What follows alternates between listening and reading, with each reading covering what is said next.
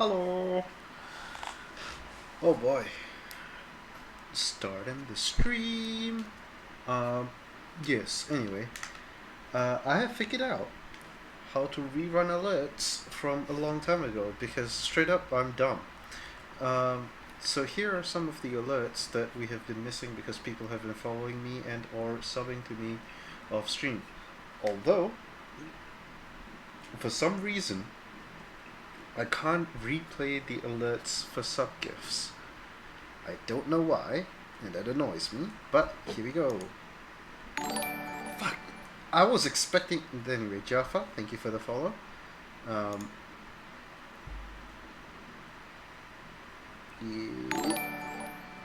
Flo, that's Flo, but Flo's old name. Thank you for the follow.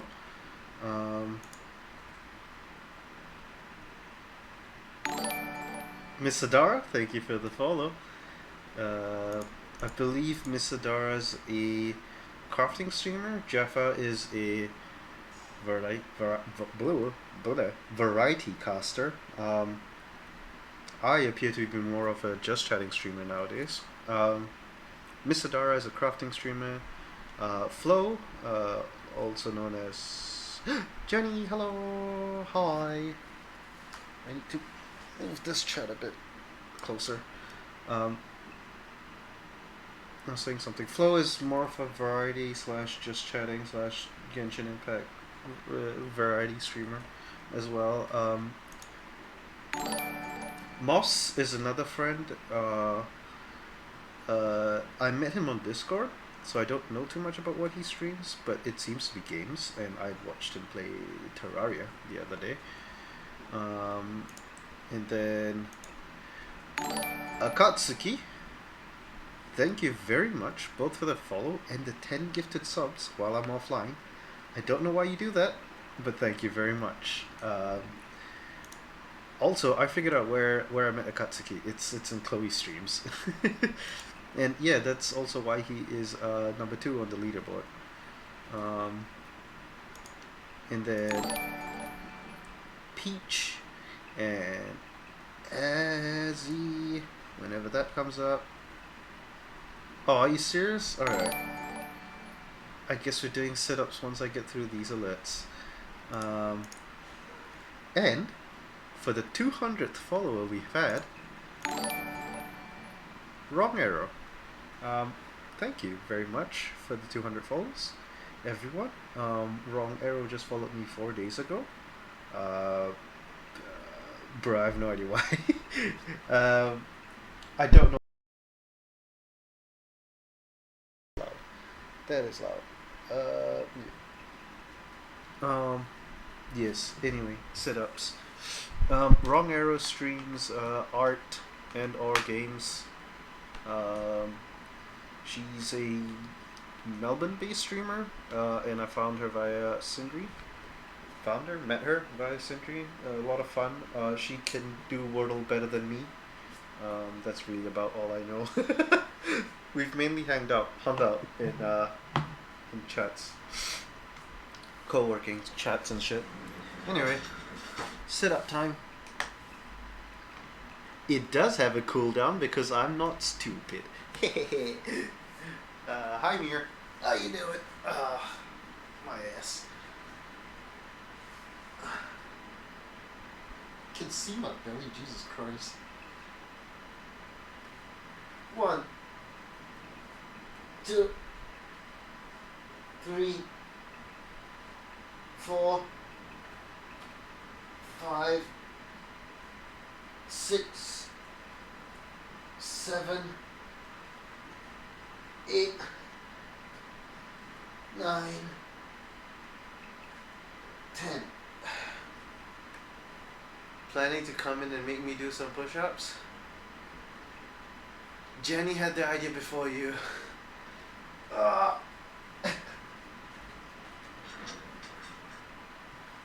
Eh. That's how I keep people staying in here. That's right. It's definitely a ploy that I thought of, and not an unintended side effect of me not wanting to do as much exercise.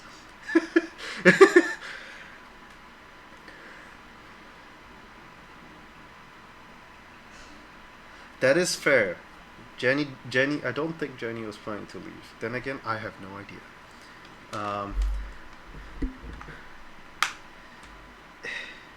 I also did stuff that shouldn't let everyone use 6k points, and 6k points, that's what,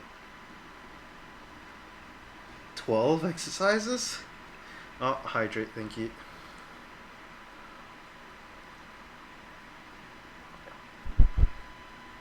Ah.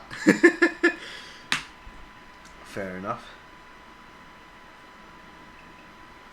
Fair enough, Mir. But yeah, that's 6k is 12 times. Jeez. Um, 12 times you can uh,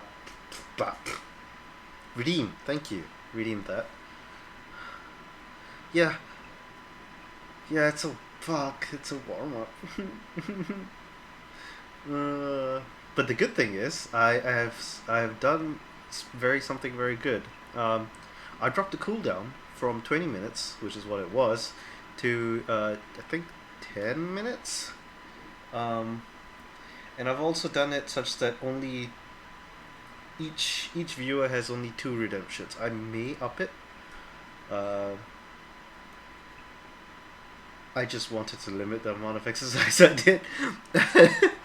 uh, but I think for reading streams, I'll drop it to like only 2, so that it doesn't break it doesn't break the flow of the story that much. Um, yes. What else? I don't really have much else to say. Um, Niji-sen is looking for male VTubers. And a couple people have told me to go for it. I'm not entirely sure if they were memeing, but I am actually considering.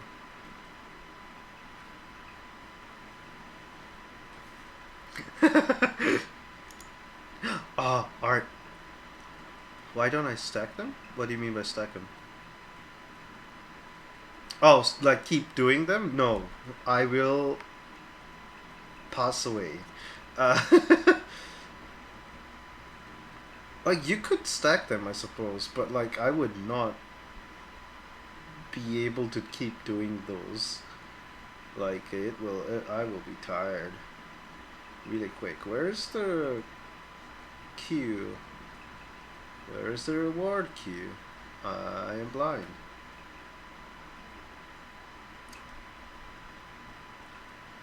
I could stack the exercises like Angel. Yes, that is a good idea. But I am stupid and I didn't think of it.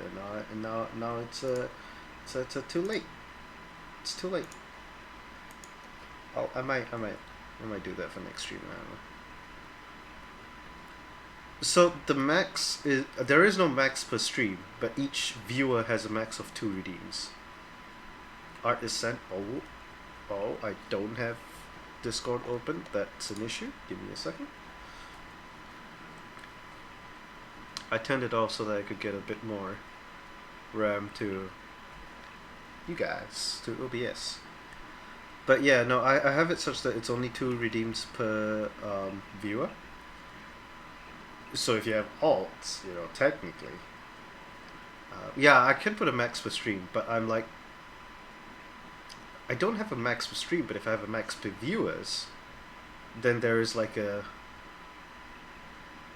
people would keep coming back to get those points, right?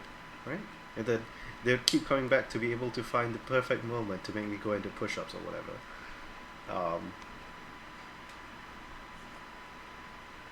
Yeah, I don't know. The issue with stacking them is that I will forget that I have stacked them because I'm dumb and stupid. So that's why I don't want to like stack them and then come back to it, because I will forget. And plus, I can barely do 10 push-ups per time I have to do it. And so if I stack it, I have to do 20, 30 push-ups at a time. I'm dead. Sit-ups okay, but push-ups is the issue. The only reason sit-ups is even there in the options is so that I can have a break. If someone gives me that is fair. That is fair. Why is my Discord not opening up? I cannot see Mirror's art. Oh dear. Should I squats in too? Nah, I don't need squats. My legs are fucking massive. By which I mean my legs look massive. And not actually massive. Uh, oh, this is cute. This is really cute, Mirror. I don't know why Discord's not opening on my this laptop, but very cute. Very very cute. I don't really want to add squats. I want to train core. Really? Squats are good for core? I want to get rid of belly fat. I thought squats for like butts and thighs. I don't know. I'm too stupid. Also, neighbor gave me muffin. Very yummy. I've been munching away at it. Very yummy chocolate. No, I'm not.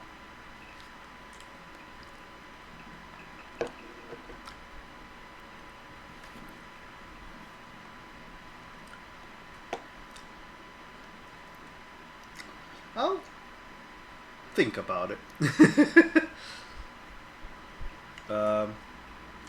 Oh shit, I forgot to turn on fucking Stream Raiders. Ah shit, balls, Playback's Captain. Uh, uh, nope, that's wrong. There we go. Please load. Oh dear, it's not loading. Never mind, you see my face only. But yeah, I'm planning to read TGAB today. Exclamation mark TGAB if you want to see what the book is. And I need to add another command for my YouTube playlist, which has the previous chapters.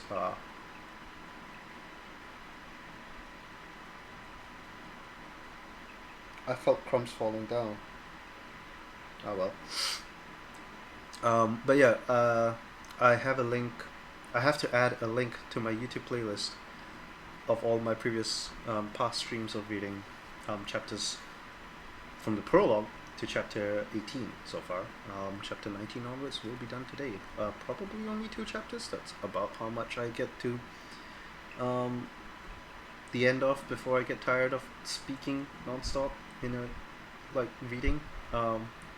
Straight up just my voice sucks. Here you go. We'll be doing the silver chest.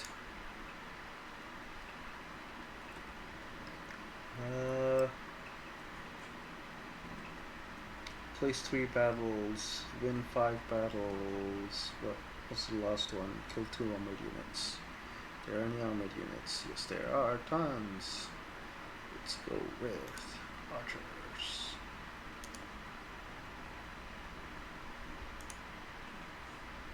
What are you? Armored.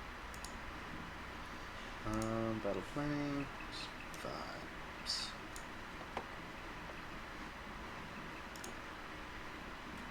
Yeah, this will be good enough.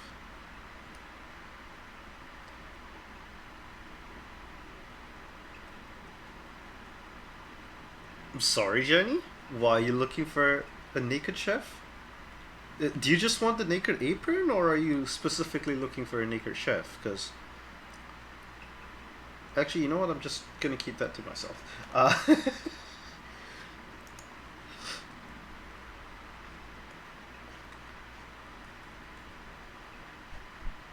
Yes, we will be reading today. Oh, that's what I forgot to do. I forgot to pop out chat. Let's see, will this work? Yes, it will. Pop out. Yes, pug. Oh, I missed the latest message. God damn it. Never mind. It appears. Then you could take all that time to cut up Bella. So you want an actual chef, not just a naked apron wearer. That is, you know what? That's fair. That is completely fair. Unfortunately, I'm not the person for that because I cannot cook anything but omelets. Yeah, I cannot cook anything. I can only cook omelets. Yeah, that's right. That's what I wanted.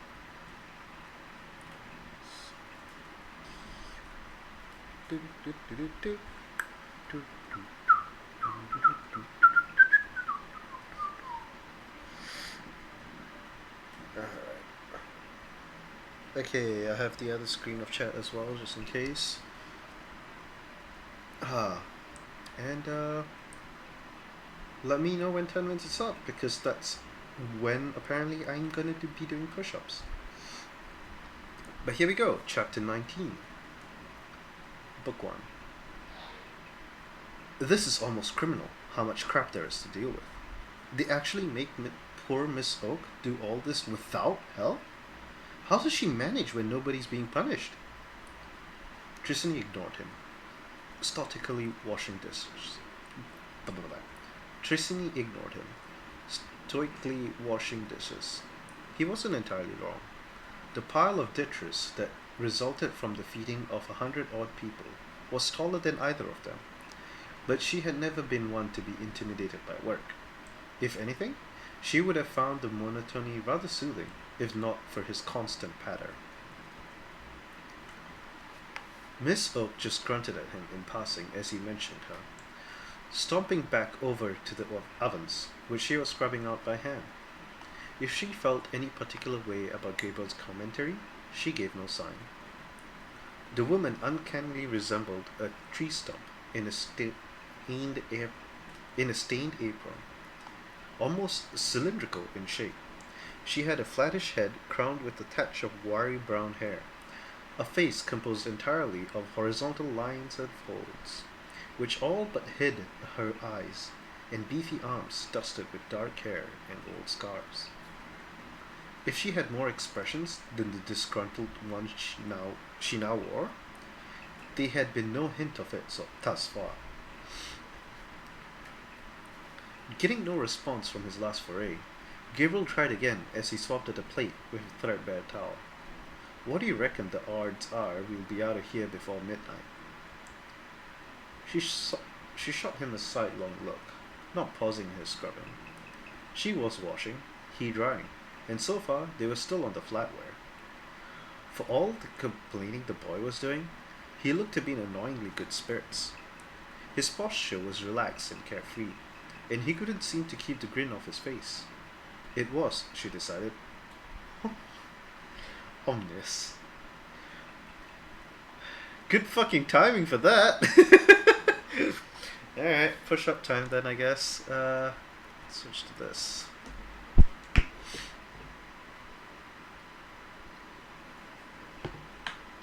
How does one give points? You don't. It's all... Well, thank you, Mom.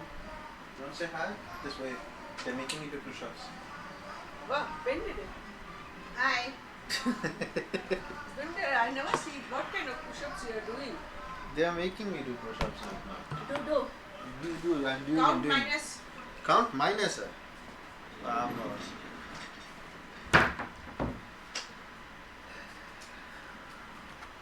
I don't think you can give channel points to other people. I guess the only way would be the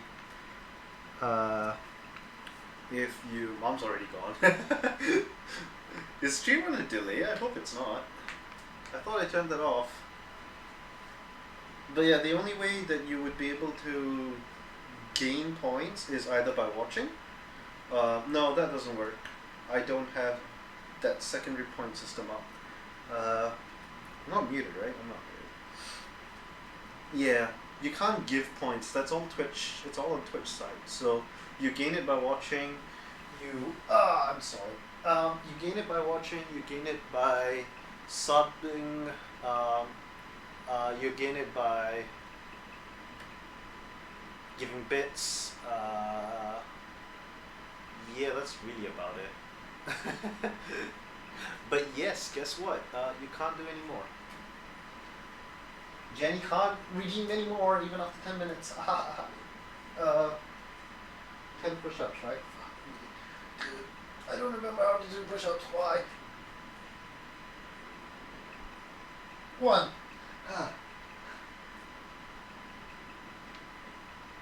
2. 3. 4. 5.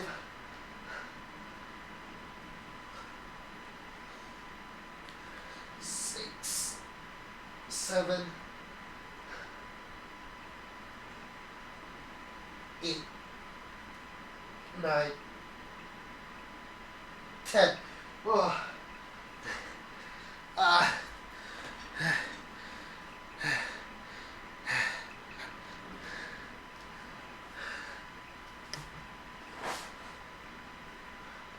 You need to go in 10 minutes? Yeah, I don't need to do more. I don't need to do more, hurrah. I'm tired, dude.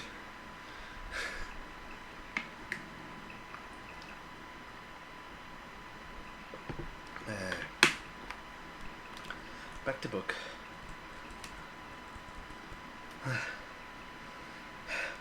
I mean, you can still redeem it and immediately go. That's also a-okay.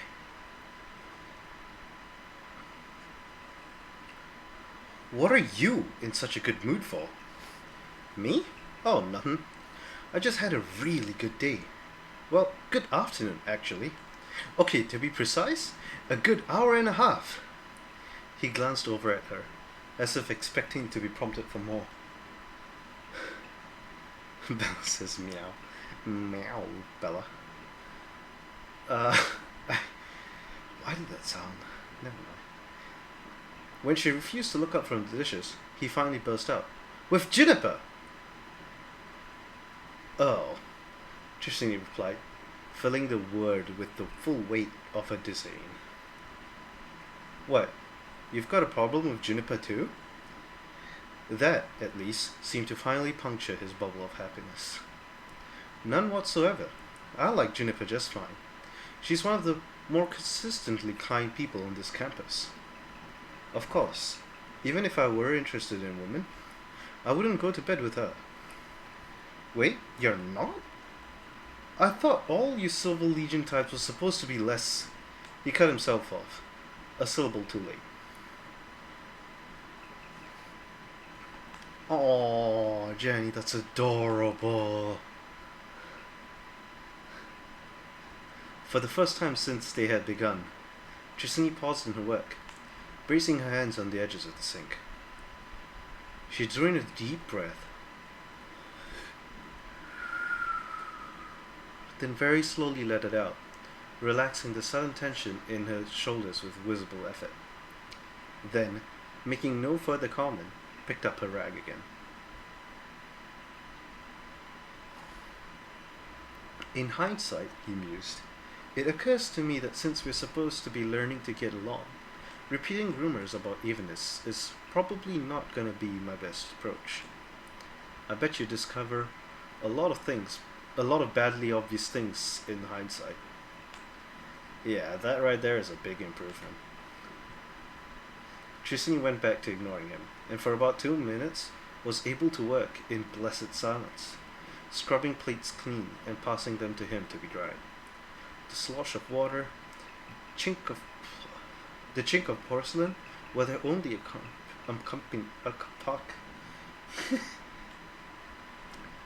The slosh of water, the chink of porcelain, were their only accompaniment. She almost dared to believe he would let up. What's your big problem with me, being with Juniper then? No problem. By all means, do that. She glanced at him again, carefully keeping her face neutral.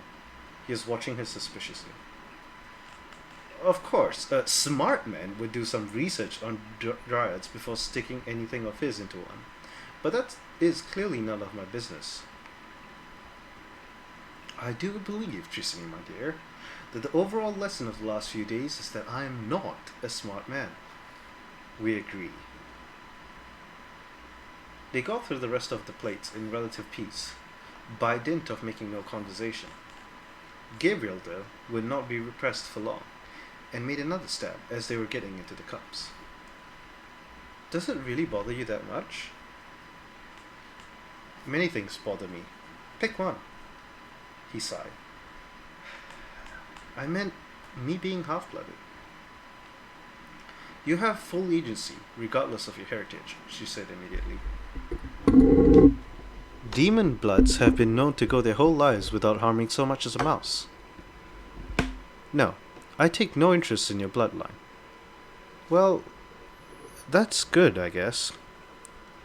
The fact that you're an arrogant, belligerent, self-entitled, disrespectful fool, however, I think I see where this is going, makes the fact that you have hellfire in your very veins a matter of immediate concern. Yep, there it is. He let the silence hang for a few more minutes before speaking again, in a more subdued tone. I'm sorry. She shot him a glance. Excuse me? Gabriel paused in his wiping, leaning his head back to look up at the ceiling, and heaved a sigh. For... well, all of it. Especially for calling you names. That was a really shitty thing to do. I'm sorry for getting in your face in the first place. I was reacting to the stuff in my head, not anything you'd done. I was an asshole. And I actually do really regret it. So, sorry. She stayed still for a few seconds, peering at him from the corner of her eye, before realizing that she had paused in her work and resumed scrubbing. Apology accepted. Just like that? Yes. He grinned. So, we're alright then? Of course not, she said scornfully. You're still the person who did all that. I see nothing to suggest you won't turn right around and do it all again. Words are easy, Gabriel. I choose not to hold grudges for my own sake. It's exhausting and morally deficient.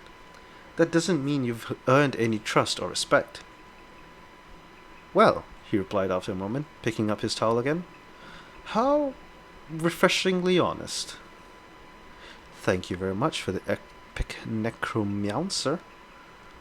Let's actually really quickly peek in on the battle. It's pretty good, pretty good. There it is. There's the there's the epic necromancer. Thank you for the hydrate.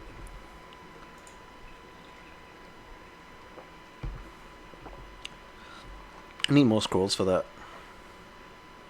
Oh, you also put in a Warbees. Thank you, thank you. That's a Buster from Gold Rose. Actually, pretty decent. Pretty decent thing, really. Does this fill up the thing? No, I have to start the battle for it to fill up, right? Yeah. Yeah, let's get back to the book. Okay, thank you. I'm lagging. That's not good. Is stream lagging? Yes, actually it is. Oh no, that's worrying.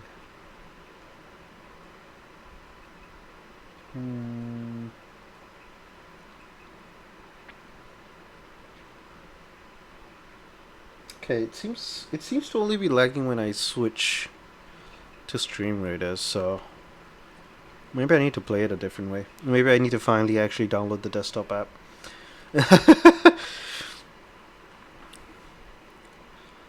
Miss Oak came over to collect an armload of plates and trundled off with them to the cabinet they called home. She did not speak to or acknowledge her two enforced helpers for the 3 trips it took to pack them all away. Gabriel held his peace until she finished, and went back to her own cleaning. So, apparently, they hold a big harvest dance down in the town every year. Not that there's much of a harvest. Lost Rock does business mostly in trade and cattle. But hey, it's a dance. People need to relax once in a while. Let their hair down. He grinned at her. She carried on, ignoring him. Oh, that is adorable. You can go to sleep. I'll just be reading books. It's okay. I think it's been 5 minutes. Mir, if you're about to go, thank you for coming into stream and wanting to redeem push-ups and not actually managing to, because that's amazing. You know, you did a very good job. not redeeming push-ups. It's great. But yes, thank you for coming in. Thank you for the art as well. That's some really really cute art. Apparently, you've put in more and I've missed it. Oops. Oh yes, that's your PFP. Oh, that is adorable. This is all from that same Pixiv artist. Looks like it. Very cute. Very very cute. Varavara.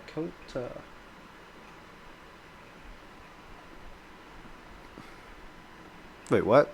Oh, my chair. My broken ass chair. So? He prompted. So? So, do you want to go? Ooh, that lag. Um, I do not DM for D&D. Not yet. There's a couple people I do want to DM for. Uh, but I am... The only time I have ever DM'd, it didn't go well. It wasn't good. I did badly. But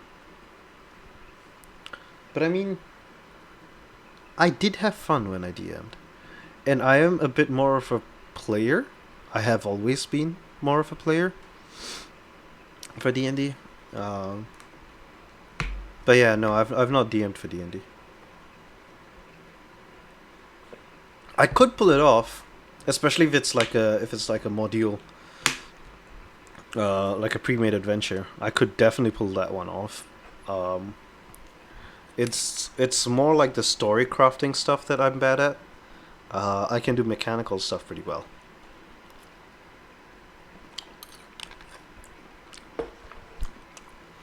My brother does very good for story crafting.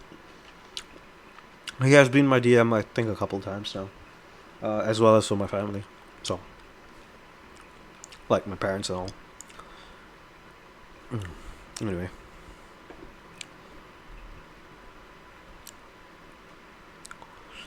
Oh, too far.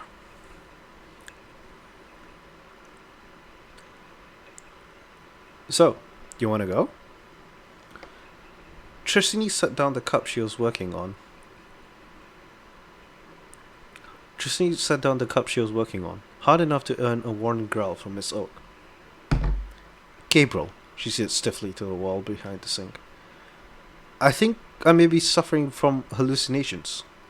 I could swear I just heard you ask me to go to a dance with you. That's not a no. Sure. It will depend on time, because I time very bad zone. Um, my time zone is very bad for most people. Like if it was for Angel and stuff, like Australia. Australia time zone is actually very close to mine, so it's not too bad. Like only what 3 hours out right now, or 2 hours out. Can't remember if DST is done or not. But yeah, I'm fairly close for Australia. It's the US time zone stuff that would suck. Um, but yeah, no. Pre-made. Sure, I could try DM. It will be my first time DMing though, so you know, like warning. uh, yeah. Finally, she turned fully to face him, pulling her sopping hands out of the dishwasher. She hadn't worn her armor or shield for this task, for obvious reasons, but carried her sword belted at her waist and had to repress an urge to place a wet hand on its hilt. Gabriel stepped back from her fierce expression, holding up his hands placatingly. Now, look, just hear me out. Telrin wants us to get along, right? We can either spend who the hell knows how long doing this crap every night without killing each other until she decides the point is made, or we can do something a little more proactive to demonstrate how chummy we are. What, I ask you, is more chummy than dancing? Do it my time plus 1 for your time at night. Okay, yeah. Yeah, because Canada, right? Yeah. Yeah, that should be fine. Um, as it is right now, I play D&Ds on alternating Saturdays at 11 for me, so that's what, 10 for you, I think. Um, if Anna was here, she'd be able to. I mean, they would be able to say that more accurately. Um, but yeah, 10 for you, I think. Like 10 a.m. for you and 11 p.m. for me. I think that's how that works. Might be wrong. Might be the other way around. I'm dumb. Who knows? You're insane, she snorted, turning back to the dishes. Anyway, that wouldn't work. Telrin isn't going to fall for an obvious ruse. That's the beauty of it, he said, resuming his own labor. That's the beauty of it, he said, resuming his own labors alongside her. We can't fake this. Even if we're only pretending to like each other for one night, that's us collaborating on something. If we can get through it without breaking down into yelling or fighting, the point is pretty much proven. Or do you really want to spend the whole semester on kitchen duty? Aside from the company, I rather enjoy this. At the Abbey, we were all expected to work to sustain the place. It makes you feel like part of the community. Here, all I do is study, trade, and attend classes. I've been feeling more and more like a burden. This is comfortable. Homey. 9 a.m. for you, so 10-ish for me then. Time is changing, plus you have time zone thing in your phone. Fair enough. Fair enough. Wait, would that be 10 p.m. for me, or would that be 8 p.m. for me? Because 8 p.m. is a bit early. 10 p.m. is fine. Also, it would have to be like on alternating Saturdays, so that, or I guess any other day. But yeah. This is comfortable. Homie, you are so weird. I'm not the one who wants to go dancing with me. He had the gall to laugh at that, as if she were joking with him. Okay, fine. So, do you like doing... Fuck. Okay. Okay, fine. So you like doing dishes. Think, though. Remember that horseshit essay assignment where apparently the only right answer was to not follow the instructions? You've got to think like your enemy. Tellerin rewards initiative and, let's say, lateral thinking. Yup. I gave 2 options while you're saying yup too. I don't even know what I said. 8 p.m? 11 p.m? Ah, 10 p.m. Alright. You want to play 11 p.m? Yeah, I think that's fine as well. I don't mind. 10 p.m. is fine. 8 p.m. is the one that's early for me. Is Telrin our enemy? She has a good point, he said a little grudgingly, shooting a glance at the door of the kitchen where his green coat hung from a peg. But for purposes of this problem, she's the thing we need to work against. I don't see why. As I've said, this situation is fine with me. And what makes you think this situation is going to be the end of it? You really believe she's going to let us get away with coasting with a mediocrity? He let that hang in the air between them for a moment. This time, Tristani's lack of response was because she didn't have one.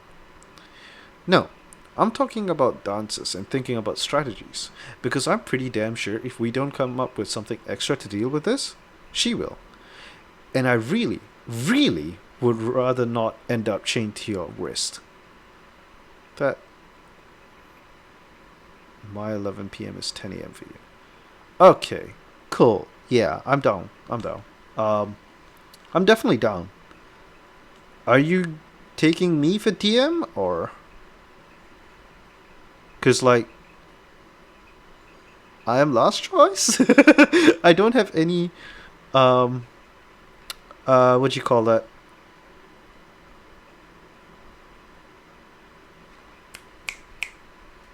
I don't have any confidence in my DMing. So, you know, please don't let me be DM unless you don't have a choice. Like, I'm pretty sure I could do it. I'm just worried. That was hyperbole, said Trissiny without conviction. She wouldn't actually do that. It's it's completely crazy. If half the things I've heard about that woman are true, there's nothing she wouldn't do. And not much that she can't, he said grimly. We're talking about one of the only people who known to have killed a god. What? Something heavy and cold clutched at her guts. It was an absurd thought, but looking at his face, she had a terrible feeling he wasn't speaking in ignorance for once. That's not even possible.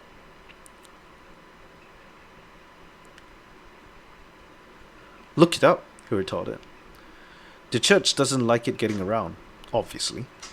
But I'll bet you anything the story's not hard to find in this school's library. Oh, thank you.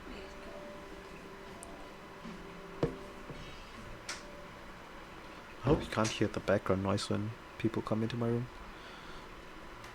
The point is, yeah, I know you don't like me. I'm not gonna claim you're my favorite person in the world either. But we dug ourselves into this hole, and nobody's gonna dig us back out. Personally, I'd rather do that with an evening at whatever kind of hick-ass hoedown they throw around here, than wait to see what Telrin cooks up. Trissini realized she had stopped working again. The water was growing cold and scummy anyway. She reached into it to pull the plug, watching the suds swirl down the drain around the remainder of the cup. She didn't speak until more hot water was running to refill the sink. I'll consider it.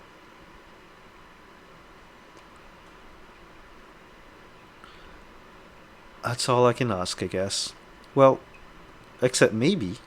He grinned at her expectantly, getting only a raised eyebrow in return. What? Come on, there was some mutual responsibility for all this. We're having a moment, just like in the stories. I apologize, so now you? Apologies are for people who've done something they regret, she said, turning a cold shoulder to him and resuming her scrubbing. He sighed heavily. Yeah, great. Good talk, Triss. Ba ba ba da da ba da da da.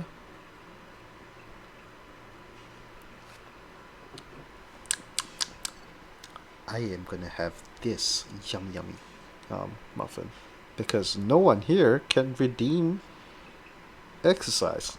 Yeah. I'm a child, I swear. Oh, Jesus fucking Christ! I was not I was not expecting that at all. Add in a bit, like a minute.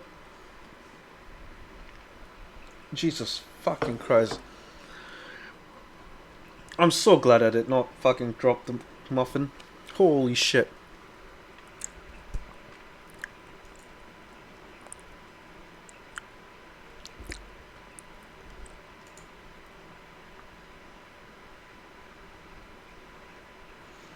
Uh, could you leave, Quest? Hello? Oh, thank you. Oh no, Dick's coming back out. Oh dear. Did no one put any more? Alright, that's fine.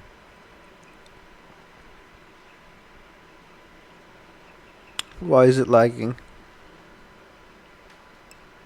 Stream's lagging as well. Oh dear.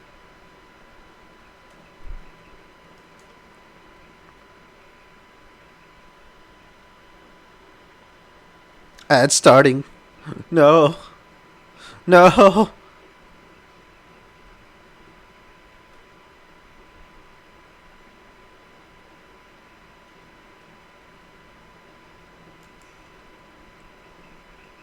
Please. My god. Well, the good thing is the ad's covering up my embarrassing failures of moving one fucking stronghold across.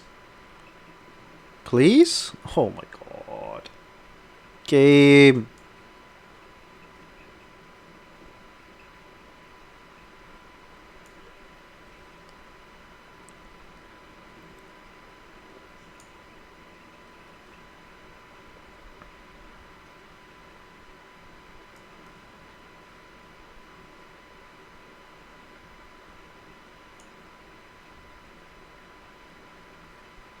Oh my god, game, please.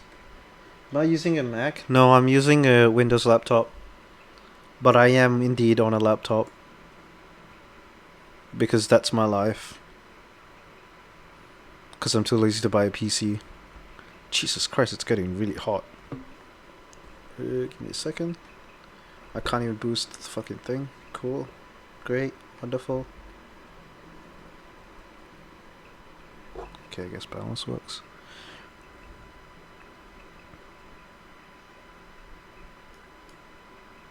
Please, game! Oh my god, you know what? I might just open it. Yeah, I'll download the app. I'm just gonna open up Stream Raiders on the other laptop. I guess we're not gonna be watching matches because holy fuck, it's laggy. Gonna yeet you because you don't want to work. There's captain. It's gonna take a second to download, I guess. This is annoying. I'm sorry. I apologize. Yeah, I'll download the app for next time. I've been very lazy about it. But I think it is about time I start doing this shit properly.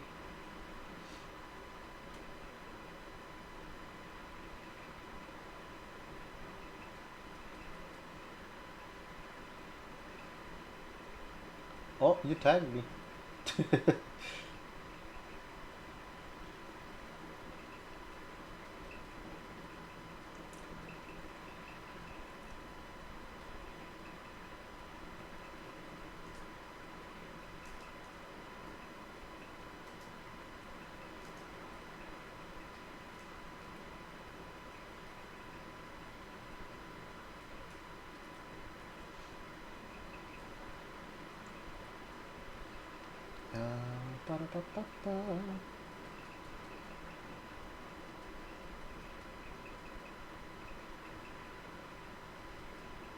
Oh my god, it loads so slowly. Getting a new monitor? Pog! I'm sorry if that scared Bella. I hope it comes soon. New monitor is always great. I currently only have the laptop screen because I'm lazy. Yeah, I might have to ask you to give me the link again because I'm stupid. I didn't save it from the first time. Alright, we got a battle going.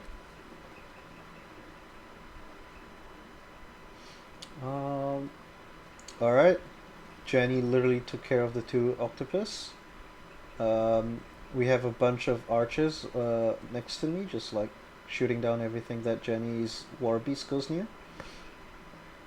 So far yeah, we're definitely winning.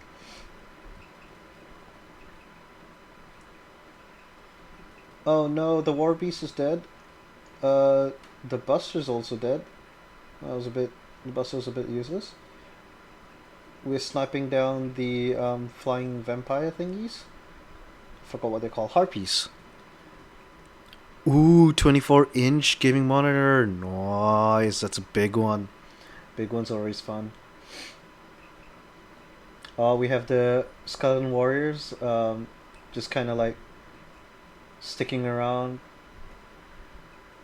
slowing people down while the archers just snipe them out. Nice, we win, boys. We win. Opening the captain chest.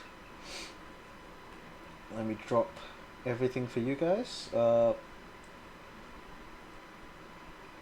In Eris Fern, you have gotten 2 Saint Scrolls. We will be continuing. I am going to aim for the gold loyalty chest. Even though I don't think any of you have loyalty. Buses you refer to as the Suicide Squad? Jesus Christ, I could not say suicide. Suicide Squad. Yep, it's still lagging. Why? You have... If you switch to my face, is this better? Do you stop lagging? Oh yeah, you definitely stop lagging. Oh my god. Jenny's Jenny's hyper kitties just started moving properly, like at the proper speed. And previously they weren't moving like at all. Like they were moving, but it was like really slow. Anyway, I am gonna place out. Actually, you know what? I should place down Archer, Archer boy, and then put on vibes. Just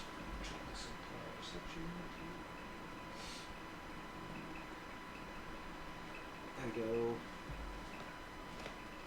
This one's gonna have Kraken, so put down like stuff that can, I don't know, hold its own in a fight for a bit. I'm just gonna quickly collect the stuff. You know what do you call those? Quests? Set battle plans in 5 battles? Fuck. I should have done that a second ago. Oh well. Need to win 3. Need to create one more battle plan, which hopefully this one counts for. Oh hey, I can upgrade my rogue. Pog.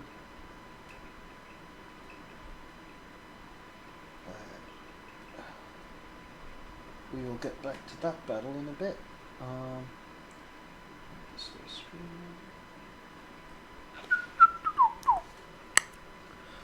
Also gonna finish off this muffin. Muffin? Muffin? Muffin?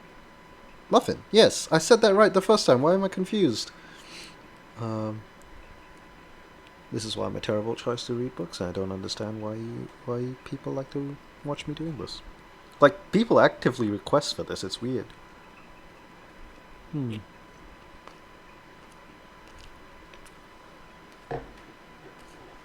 But this muffin is so good. Like, genuinely.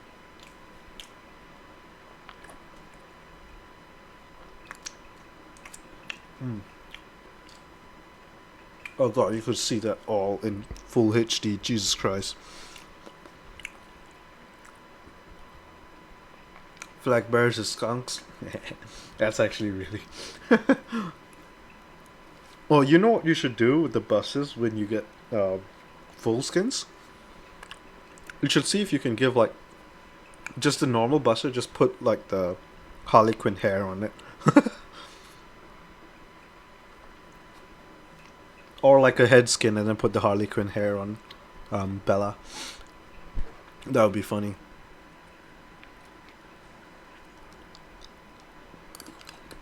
Just because you call it Suicide Squad. And obviously make your flag bearers skunks. Where like maybe the flag part of it is the fart. Because they're skunks, I mean. Ew. Does this make any sense?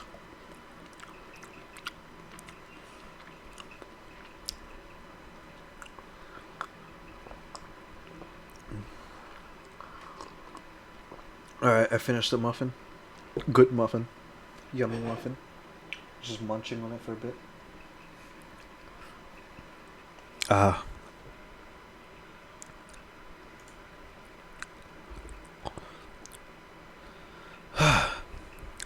Professor Tulrin read over the Imperial Proclamation a third time, even more slowly than before. At this point, she wasn't absorbing any new information. It was simply dramatic effect. It was also rather petty, she knew, since the 3 soldiers standing in front of her were no more to blame for any of this than a rabbit was for the snare it stepped in. Still, someone had to suffer for this, and Shardon Teresian wasn't here. I have a buster skin idea for a litter pan that blows up and it's put.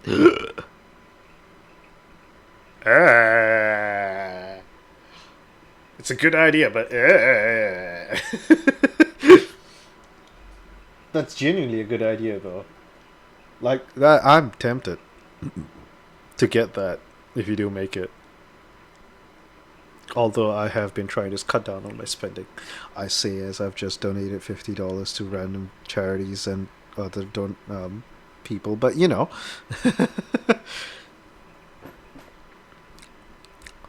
Finally, she lifted her eyes and stared at the man over the rims of her spectacles, slowly drumming her fingers on the paper bearing the Imperial seal, now resting on the desk. Do you know what this says? She asked finally. Yes, ma'am, replied the one on the right. Private Moriarty. Dark complexion, proudly stiff posture of a man for whom standing at attention was a nigh spiritual right. Polite, too. This would be Mr. By the Book. Of course, devotion and a love of regulations didn't make one a good soldier. He wouldn't be here if he were. On the opposite side of the lineup, Rook, the guy who managed to look like he was slouching even while standing at attention, cleared his throat. Professor, I respectfully asked that you not explode our heads, especially Moriarty's. To stick up his ass and shoot right out and punch a hole in your ceiling.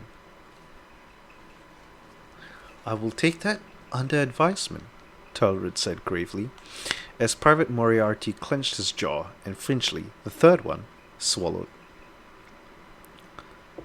They were afraid of her. Even Rook. Maybe especially Rook. She knew his type well, joking in the face of what he thought was doom. Good.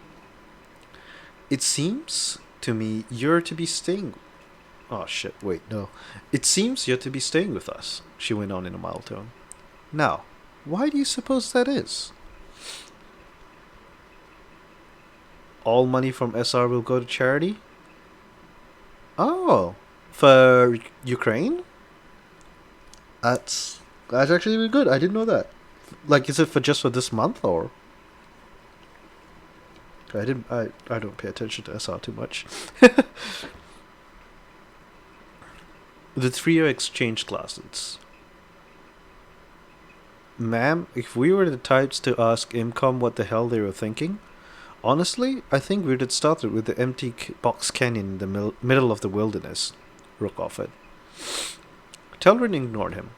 Also Moriarty, who was clearly too preoccupied with presenting the image of a respectable soldier to do any independent thinking. The third one, though, Private Finchley, had orange hair, a smattering of freckles, and the pale complexion of someone who must spend half his pay on sun lotion if he managed to serve in the army and not be burned to a crisp by exposure.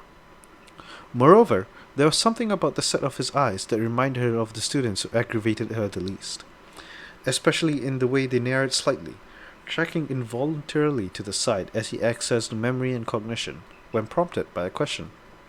This one was a thinker. Every month. It'll change from month to month. Oh! I did not know that at all. That is good to know. I thought they were, like, paying their own salaries and stuff with it. But that is good to know. That's very good. I know, like, half them, or like 80% of the money that they take from sales of skins will go to the streamer. If, like, you're, like, I know there's, like, some requirements and some differences there. But I know most of that money does go to the streamer. I also know that they take some of it, but I didn't know they gave that money to charity. Like, the remainder. Oh, good to learn.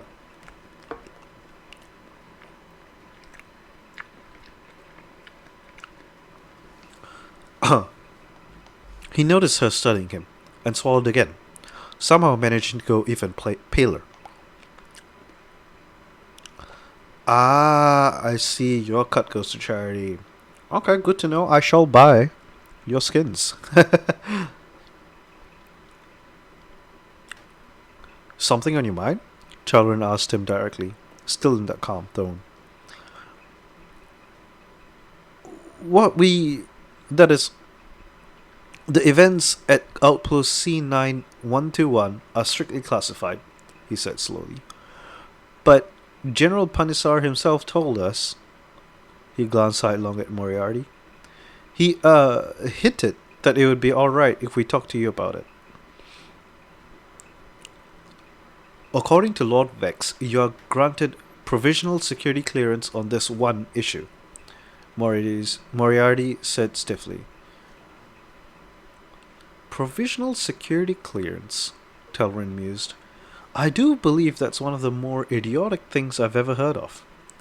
Rather defeats the purpose of having things secured in general, doesn't it? Sounds like the sort of made up on the spot nonsense they'd tell a person who can't function in the blind spot between regulations and necessity. Moriarty gave no sign of her understanding. Sorry. Moriarty gave no sign of understanding her implication, but Rook snorted a laugh. They're helping too and donate themselves too. Ah, okay. I did not know all of this. This is new to me. I didn't know this. When did they start this?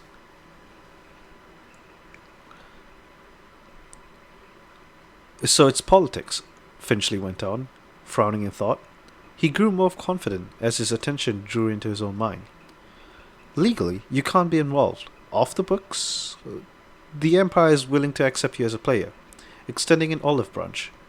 Shit, this is way over my pay grade, he added under his breath, then started and flushed, abruptly remembering who he was talking to. Not bad, Telrin murmured approvingly. Not bad at all. Better than I was expecting, anyhow. So, you three are de facto Imperial ambassadors, without any of the training, competence, or diplomatic privilege. That's quite a promotion from monitoring one of Vex's little shoebox death trap forts. Or rather, a sidestep. Out of the absurd frying pan and into the equally ridiculous fire. This must be a rather trying week for you. I want it known up front that I will not be swayed by money, Rook intoned. Beer and girls? Sure. I'll sell you my mum's bones for those. But financially? My honor has no price. I'm sure my colleagues will say the same. Ah. Oh, that's really sweet. That's good. That's good. Moriarty closed his eyes and squeezed his lips shut, visibly repressing a response. Telrin didn't validate his posturing with a response. So, you three met Ilal then? Sorry, fuck. No, that's the wrong way to read that. Telrin didn't validate his posturing with a response. So, you three met Ilal then? Met her? Rook grinned broadly, reaching around to Finchley to punch Moriarty in the shoulder. This crazy bastard tried to arrest her. Don't touch me, Moriarty growled. And how did that go? Telrin asked, intrigued in spite of herself. How do you think it went? She knocked us the fuck out, Rook said, incongruously gleeful. Stop. Telrin held up an hand, then pointed at Finchley. You, recount the series of events. More points, fun? Oh no. You can't do it. You can't do it. I think anyway, I don't know. You can make me exercise every stream. Yes, that is accurate. But you can't make me exercise anymore for the stream.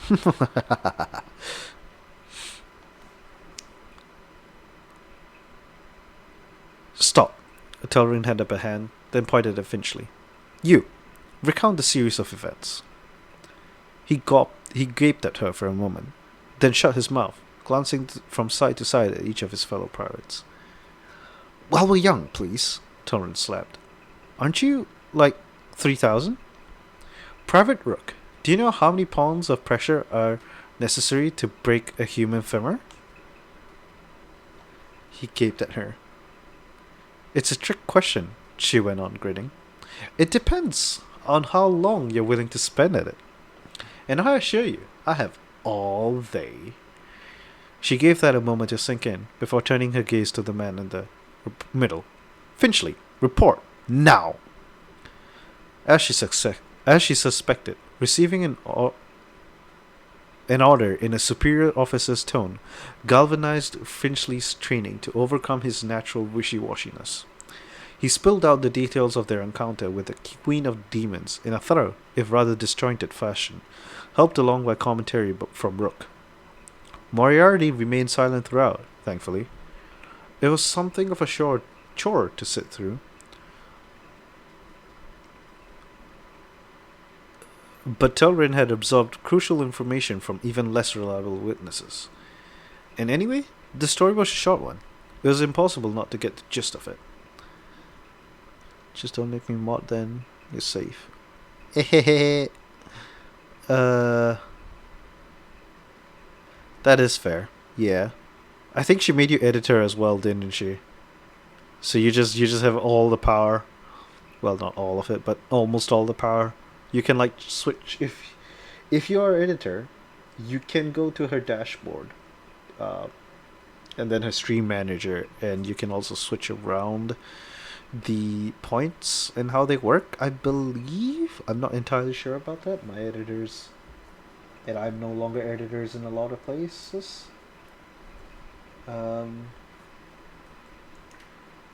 Well, no, I've been editor in a lot of places. I just a lot of those places no longer stream, so I'm not. Oh yeah, okay, cool. I don't want to like mess anything up while I'm there, you know. Uh,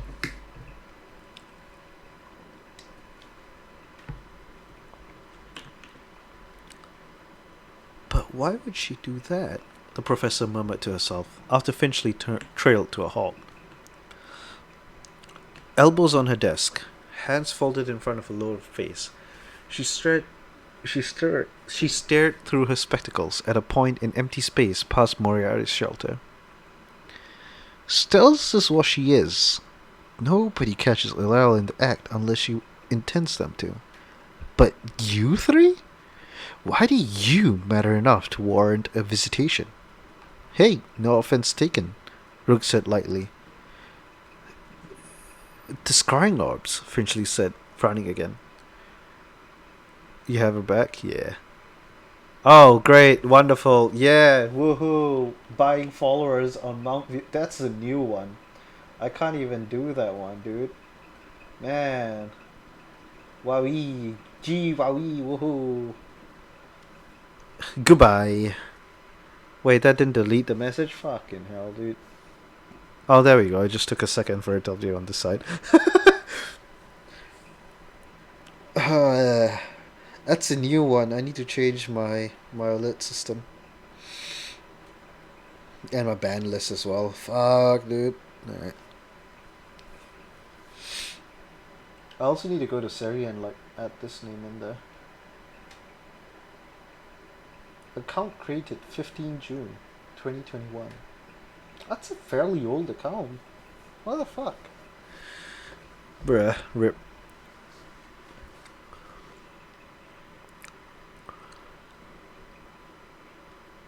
The scrying orbs, Finchley said, frowning again. Remember, Rook, you thought they were monitoring us through them. It actually was a Hellgate, though, so it probably wasn't us that Incom was watching. One was broken when we woke up. She wanted the Empire to see. We didn't matter. She was just setting it up, letting the message get sent through the right channels. The right channels. Torrance sat bolt upright, startling the three of them. The right channels! Sending the message. Skylet's tits! I've been going about this all wrong. Son of a... Snarling, she launched into a triad of curses in Elvish, pounding the heel of one hand against her forehead. The three soldiers stared wide-eyed for a moment, then slowly began edging backward from her desk as she carried on. Actually, that kind of hurt. I should not have done that. Private Finchley, Torrance said abruptly, resuming her Jesus Christ. Private Finchley, Torrance said abruptly, resuming her fucking god damn it. Gotta drink water.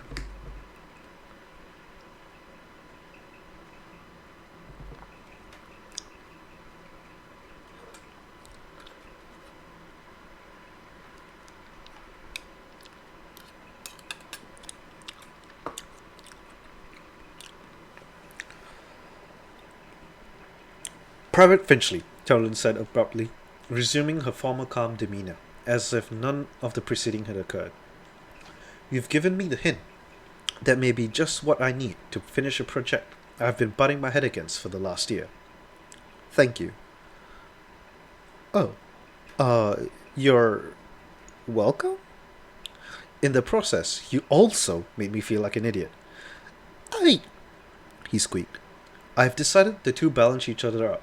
As such, I'm going to let you live. This time. He gulped hard. Rook and Moriarty eased away from him to either side. Relax, Charlton said wryly. It's a joke. You can laugh. I don't think I can, ma'am, he said weakly. So, she went on briskly. Oh, I scrolled too far. So, she went on briskly. Here you are, and here, it seems, you will be staying for a while. I'll expect you to learn and adhere to the same code of conduct that applies to my students. This is a dry campus. You will not drink or be drunk here. If you must pickle brain cells, go to the town and do it. They'll be delighted to take your money. Unlike the students, however, you may stay in town until you're sufficiently dried out to walk a straight line. I don't want to see you drunk on my campus. Clear? Yes, ma'am, they cursed. The other item of particular note to you three is that you will not interfere with the education of those who are here to get one. I don't mind you fraternizing. I don't mind you fraternizing with the students. They aren't prisoners. I'll even tolerate romantic relationships between you and them, until and unless it begins to interfere with their academic careers. Despite what the storybooks tell you about true love, beginning with the delusion that's a real thing, I can and will separate you in the most permanent manner possible.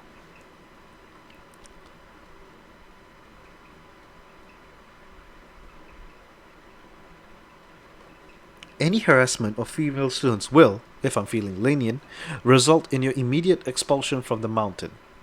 I do mean immediate, and it won't be down the sloping side. Or, if I'm in a more vindictive mood, I'll simply hand you over to our resident hand of Eve. Understood?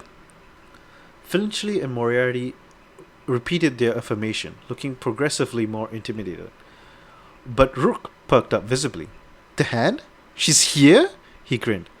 Awesome! I'll have to pay my respects. What's she like? There was a moment's baffled silence. You're an Avenist? Finchley finally demanded. What? You aren't? Rook frowned at him. Either of you? Come on, how can you not follow the goddess of war? What kind of soldiers are you? At that, Moriarty clenched his jaw and began to physically swell with repressed fury.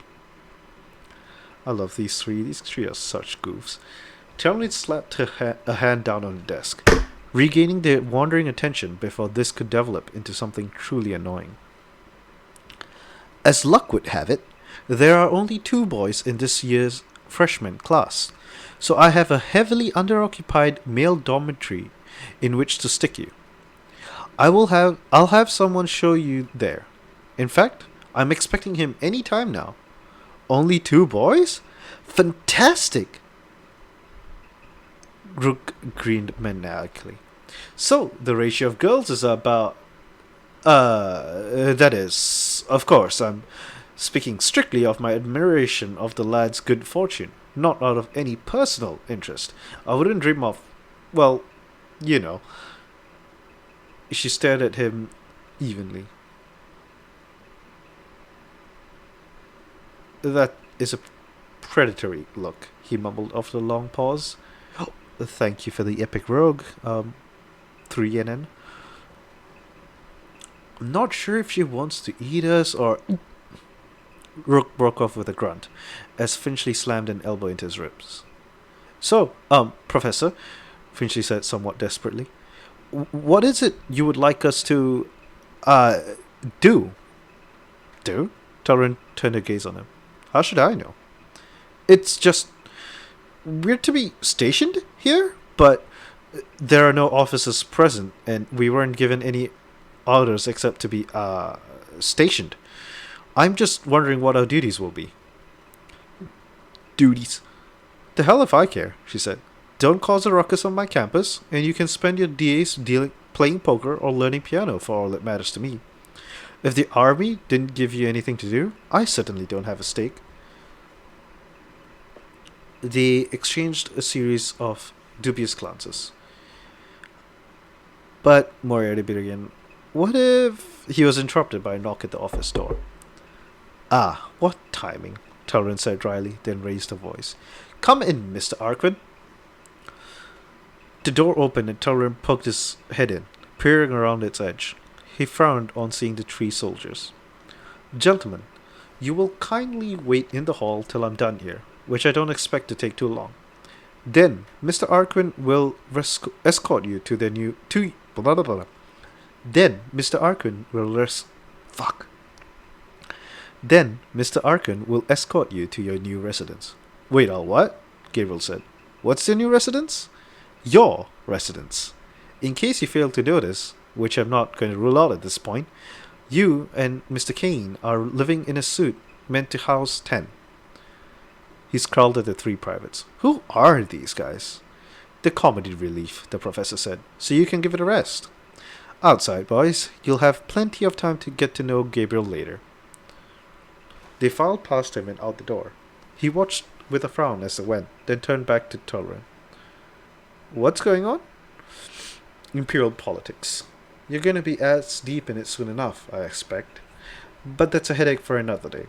Right now, I believe you have an assignment?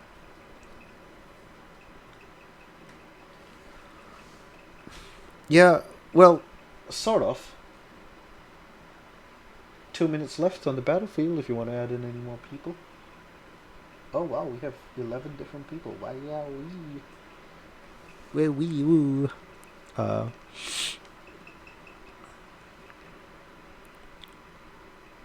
Yeah, well, sort of. He pulled out a slightly crumpled sheaf of paper from an inner pocket of his coat and unfolded it.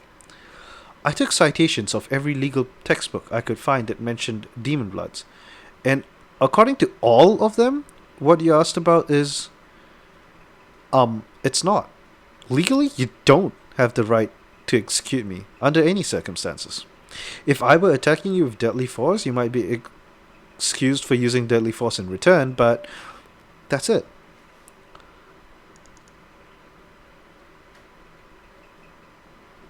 She stared at him for a long moment. And that's all you've got? That's all there is! His voice rose with annoyance. Do you recall your question a few days ago about, let's see, how did you put this? It was rather poignant. Ah, yes, sadistic mind games. Yeah. I had a feeling this was going to be one of those. He refolded the paper and stuffed it back into his coat. Let me guess. I failed to find the trap.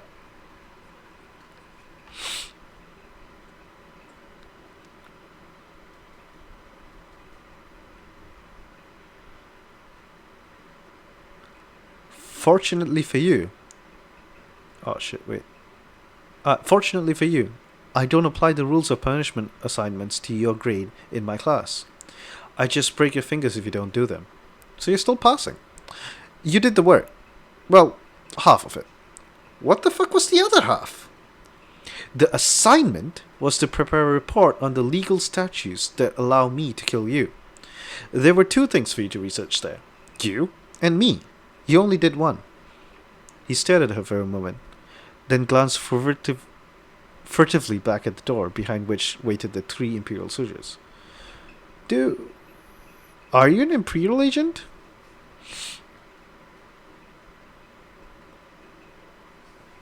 Torrent threw back her head and barked a laugh. Oh, that's rich. Really, I'm gonna have to remember that one. Seriously though, ever heard of designation 020? I think maybe at one point he trailed off under his stare. No. It's a code used by Imperial intelligence. Oh. Battle's ready to begin. Jesus fucking Christ! Wait, why am I still getting the sound? I don't have the... How am I getting the sound? What? Okay, I'll. Sure, I'm still getting the sound. Um, I will be playing the battle. Uh, let's see. Stronghold, probably. No, Stronghold's useless. Ah, shit! Fuck! I put down the Stronghold. God, fucking damn it! Rip. I'm so sorry, boys. You're getting a useless spell. Well, on the bright side of things, the rogues are going out there and like completely ripping. Never mind, they're dead.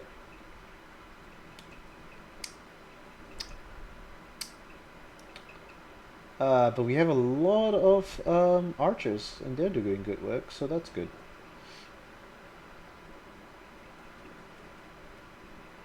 Sadly, no necromancers. This would have been a good place for necromancers. There's quite a few um, bodies. Oh, hey, that's the Kraken. The Kraken's completely wrecking face. Alright, cool. But all units are just ignoring. Oh, it just killed me. Alright, cool. Wonderful. Great. Hey, we won that, boys. Open captain chest. Current rewards. Gold Tooth and Saturn, you got 50 gold each. And Duneworm, you got a Musketeer. Jesus Christ, I just blanked out on the name. Alright, starting a new battle. This is a loyalty gold chest. Do come in if you want a loyalty gold chest. Did I not set battle plans in that one? Fuck. Alright. Let's see. We can put down. You know what? I'm gonna put down support. I'm gonna put down my healer. Or yeah, my healer. Right here. And then we're gonna click vibe. So yank this. And then we're gonna switch to range. Here. It is first Sony. That's so that's all units take 50% more damage, and it increases up to 200% in total. And when a unit gets a kill, it heals 30 health. When a unit dies, a skeleton warrior summon its place. So we need a few healers and as many archers and or other things as you can. Melee would be good actually. Like the front line. Front line melee is always good. But yeah, get your units into the battle if you haven't. Really quickly, gonna check. I did not. Oh, I did. I have to earn 50 gold now. Alright.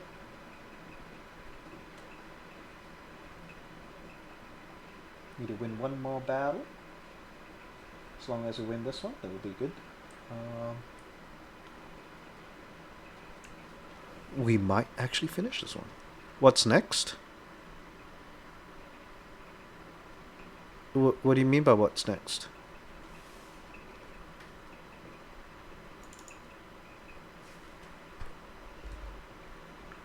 What is next? What have I missed? The sounds? You just jumped on PC? Oh, yeah, the next battle is a loyalty gold chest. So if you want gold, this is the best time to get in. Although, you know, I don't think a lot of people have a lot of loyalty with me because I don't play this offline. Because I don't think I have enough people who would jump in that.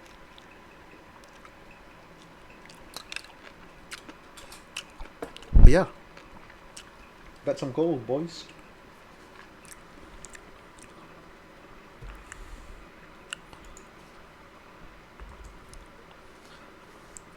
So now we're gonna get the designation 020. It's a code used by Imperial Intelligence, she explained. Part of Vinton Vex's new system of categorizing threats to the Empire. Before he came along, the relevant classification was Class 0 Personified Event. Standards for identifying a 020 are a little vague, as the spooks like to leave themselves some room for interpretation. But basically, it refers to an individual who is immortal, sufficiently powerful that even the full resources of the Empire could not easily put them down. And while not directly hostile to the Empire, prone to being difficult. Professor Talrin leaned back in her chair, smiling smugly at him. My personal designation is Z20136. Do keep that under your hat. I'm looking forward to seeing the look on Vex's face when he finds out I know it. Wow, he said dryly, after a moment in which she paused, evidently for a reaction.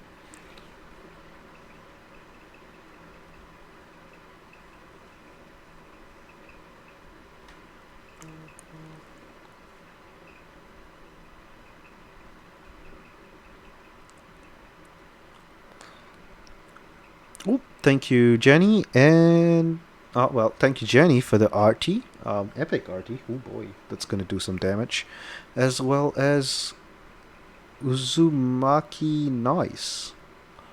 Nice name. I like that. Weeb.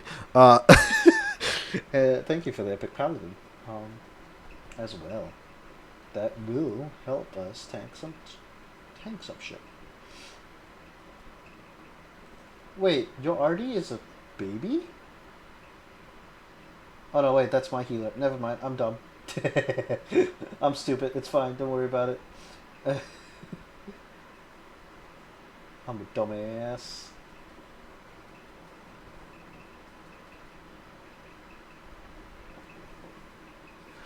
Alright.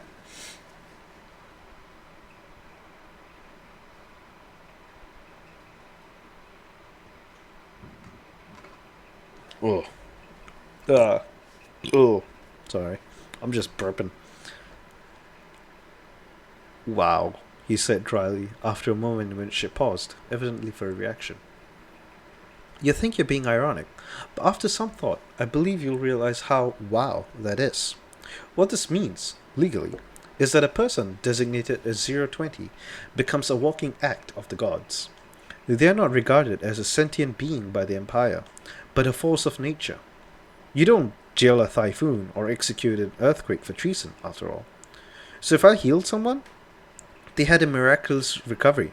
If I killed someone, they died of natural causes. She spread her arms as if to embrace the office. Legally? Legally? This university just sprang up out of the ground like a patch of mushrooms. Hell, there wasn't even two subjects to research, he said. Only thing that matters here is you. No! Tolan sat up, straight, glaring. No, damn it, Gabriel. You need to think about context. So the Empire won't interfere in every little thing I do, or hold me responsible, as they would just about anyone else. That doesn't mean they'll let me wander about doing whatever the hell I please. So, I'm a walking natural disaster. How does the Empire respond when a natural disaster hits? What does it do? I guess, he said slowly, it depends on the situation. She pointed a finger at him. Bingo! It depends on the situation. So, what's the situation? What response is merited? Big Bad Telrin has just offed some whiny half-demon. What reaction does this get? Whiny is a little strong, he muttered. If I were to kill someone important, or a large enough group of people, that would pretty much require an imperial response. So the question becomes, how important are you? If you die, who cares? My father, he said immediately. Ah, yes, your father. I'm sure that would make an impact on imperial policy. A washed-up ex-soldier discharged for gross indecency. Which is a bit of a catch-all, as they don't have specific regulations to cover doing something with a Heatherlax demon that results in an offspring. Sounds like gross was the operative word there. I can practically hear his old army buddies telling him to be glad the evidence of that last spin judgment is gone. Worst case scenario, he decides to come up here and avenge you, and I have to waste 2 minutes dealing with it. I know what you're doing, he snarled. Oh, is that what you think? You're just trying to make me angry. Gabriel, look at yourself, she said dryly. I'm not trying anything. You're pretty angry. Seriously, though, who else? Toby, he shot back. Toby cares what happens to me. Yes, Toby, the chosen hand of a god whose core teaching is unconditional compassion. A boy who happens to think of you as a brother. That, and your only blood relative, is all you can muster? Doesn't look encouraging. Juniper likes me. Oh, yes. That. Talrin wrinkled her nose in disgust. I did hope you'd go at least a week without plunging into more trouble. No, I'm not even going to get into that right now. You can learn all about dryads on your own time. Suffice it to say that, yes, Juniper would probably miss you, and no, she wouldn't do anything about it. So, where are we then? Gabriel Arquin is dead, and it just doesn't matter enough for anybody to bother dealing with the one who did it. Seems kind of sad, don't you think? Is this really the point of this whole thing? So you can make me feel like shit? Or did you just want to brag about how you can do whatever you like around here?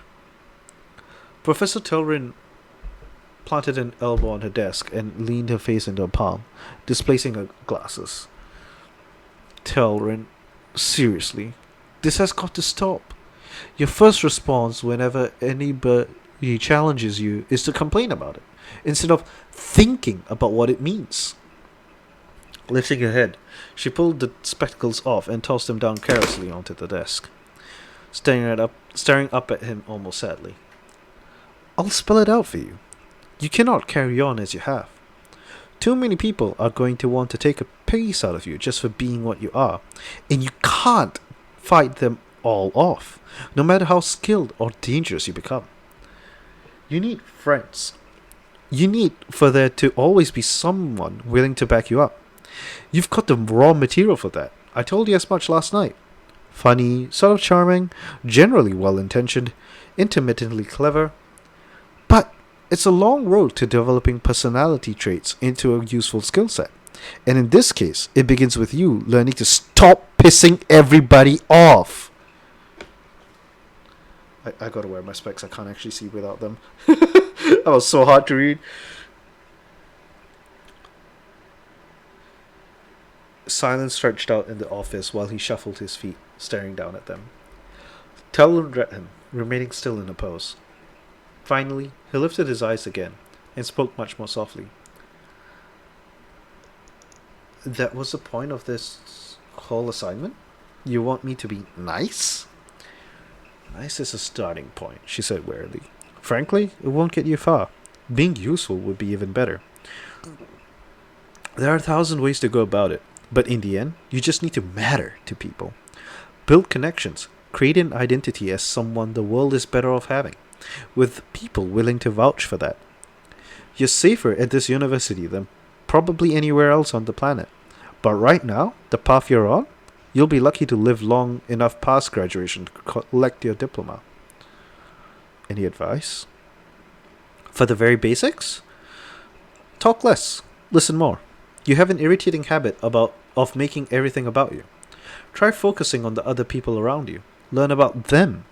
Make them the focus of your interactions. You'll be flabbergasted how popular you become, and how quickly. Really? He perked up a bit. Alright, that's enough for tonight.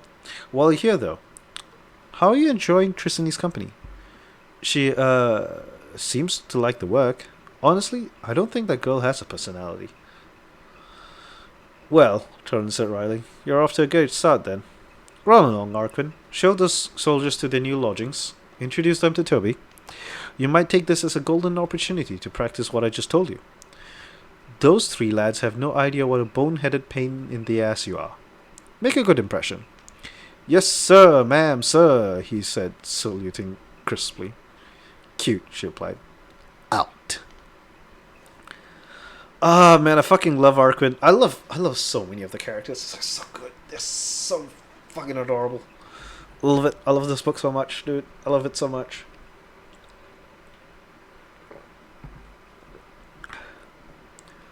After he had gone, she sat alone in her office for several minutes, simply staring into space while her thoughts churned. Eventually, she stood and stepped over to a closet, opened the door, and pulled out a trunk which had been stashed in the bottom, beneath a pile of old tapestries. Tyler raised his lid and stepped back.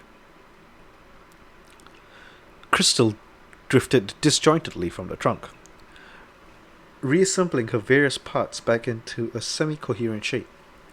She was a bit more cohesive than before, floating chunks of quartz operating in a tight formation, and the cloud of pure magical energy which sustained her, more solidly resembling a physical shape rather than a puff of mist. From one side of her form hung an obvious arm, the elbow nothing but a glowing patch of empty space between alabaster bones etched with runes. But an elaborate gauntlet of gold, studded with gems, gave her a functioning hand. "How can I help you, Professor?" the arcane golem intoned. Golem. The arcane golem intoned.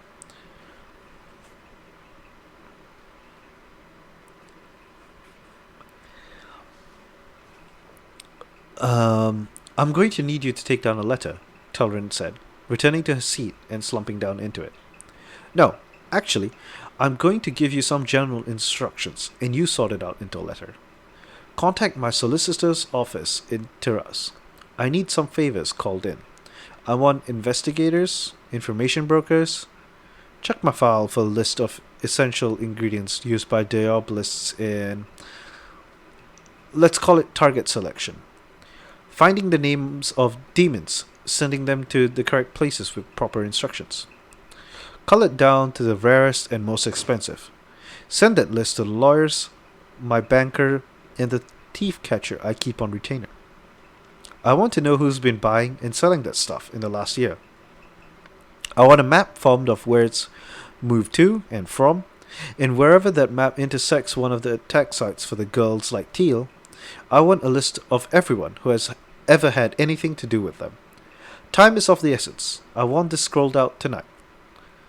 "That will take time and considerable investment, Professor," Crystal intoned. "Tracking illicit channels carries the risk of drawing attention back to you. The surcharges for these activities will be enormous, and even the fee for sending such an involved set of instructions via telescroll will be considerable." "And," Tarlin said irritably, "you asked me to prompt you, Professor, when you seem to be making large and or reckless expenditures without considering the consequences." "Yes, all right, fine," she said, "but this time it's necessary. Like an idiot, I've been relying on magic and my own sleuthing to follow spell traces and people. This century, this new era, it's all about systems, about structure. I need to think like a bureaucrat, not an adventurer.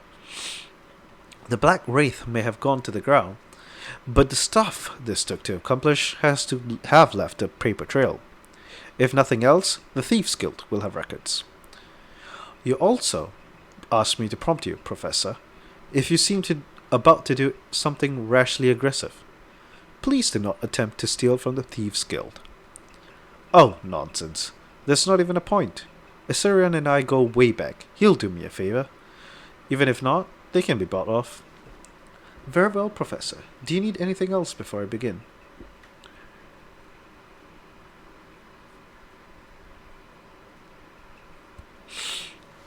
Artney sighed heavily, closing her eyes. "I've taken a side, Crystal. Almost 50 years I've managed to put it off, but everything's going to hell, and this university can't fight off the whole world. Letting the Empire plant those boys here is tantamount to mooning Justinian." She shook her head. "Seems like I ought to be worried, but I can't make myself regret it. The Empire is politicians. They're predictable up to a point. It's not like I could have aligned us with the church or any of its component clouds. Gods and their followers might up and do any damn thing at all." "Is there anything I can do to help?" Crystal asked gently after a moment. Telrin shot her a sharp look. That was both more initiative and more personality than she had designed the golem to have. Maybe keeping the thing around and continuing to tinker was a bad idea. She'd intended to scrap Crystal at the experimental stage days ago and start the next model from scratch. It was just so interesting, though, the way she was developing. Plus, Telrin hadn't had such a competent secretary in decades. That'll be all. Let me know when you're done. I'll need to go down there and wake Critty up myself to get a telescroll sound at this hour.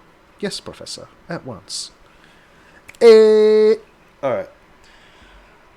That was chapter 19. I will be reading chapter 20 in a short while. Are you loading? Yes, you are. That was what, 1 hour 43 minutes? That's a good session. Oh, hydrate. Thank you, Poke, for the hydrate.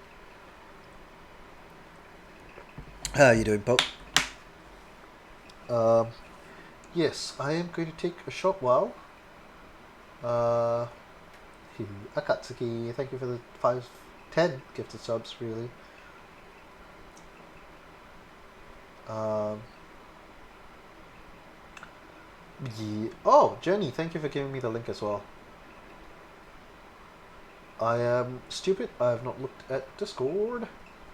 Oh, dang, Wing is done with stream? No, she's not. Okay, good. It's Phasma. Oh, perfect. I'm not watching it, so it's good.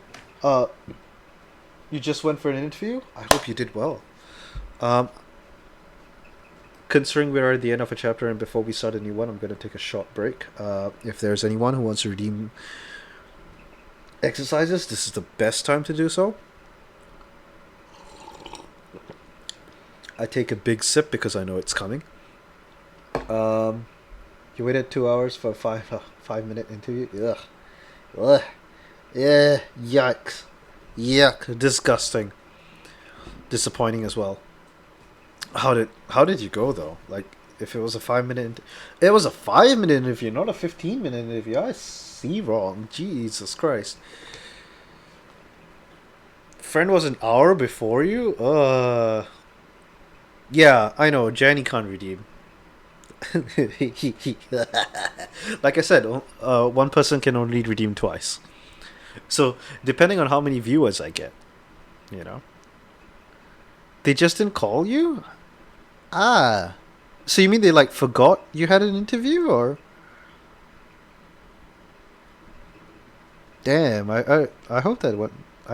Well, it didn't go well, but like I hope the interview itself went okay. I'm gonna move this so I don't need to move to show my expressions. They keep calling other people? What the heck? Ah, shit. Thank you for the lurk, but shit. Fuck.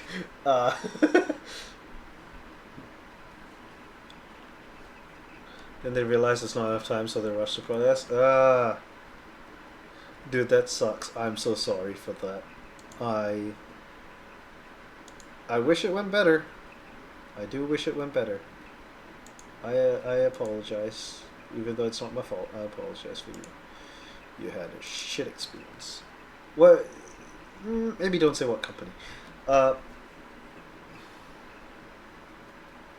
Dang, that sucks, dude. I don't know what else to say, man. It fucking sucks. But yeah, I was gonna say don't say the company, but a bit late on that, aren't I? I'm also lagging a bit, so I'm gonna take a short break. I guess that's the wrong way. Slowly lag will tell me. I'm gonna take a 7-minute long break and come back just in time to get scared by the thing. I'm also lagging a lot. Jesus Christ. Why? This annoys me so much. You have no idea. I need to get a PC, man. But yeah, I'll be right back. I'm gonna go piss. Yeah, I don't really have much else to say. I don't have my BRB thing up on this, so switching back to this. Yeah, OBS is taking a lot of juice. I don't know why. It's annoying. It's genuinely annoying. Oh no, you're lagging now. Wah. There you go. We can turn that on. We can turn can turn this off. There we go. And we can switch this. This is not what I want. Did I do my update? I did do my update. But I don't know why it's lagging. Like, it's still lagging. I don't get it. Oh, you gave me hydrate. Oh, shit. Give me a second. And switch this to the book.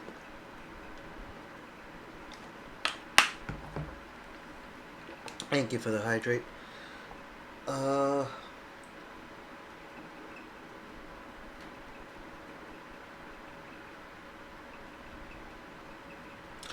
right, mute mic. Thank you. I'll be right back.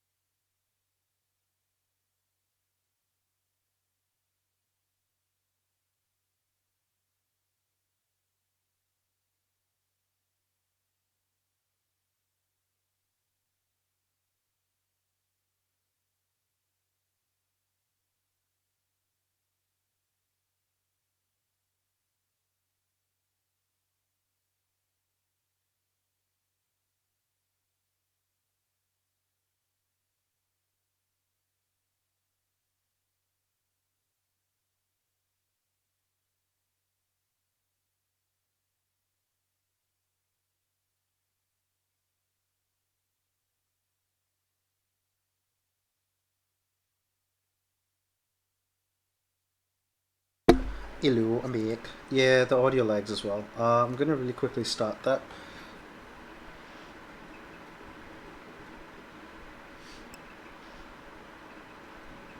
Why did that ping? Oh, because I switched to this. Let's see. Stronghold is probably best for this.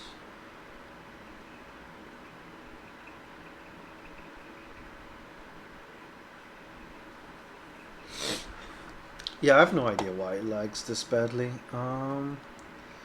Video capture device. BRB. There we go. Hello. Wow, it's so fucking laggy. It fucking sucks. I hope the audio of me speaking is not that bad.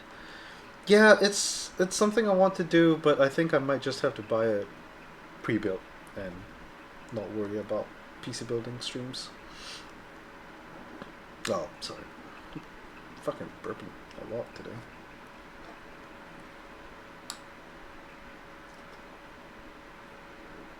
Is it because of the pineapple? Hmm.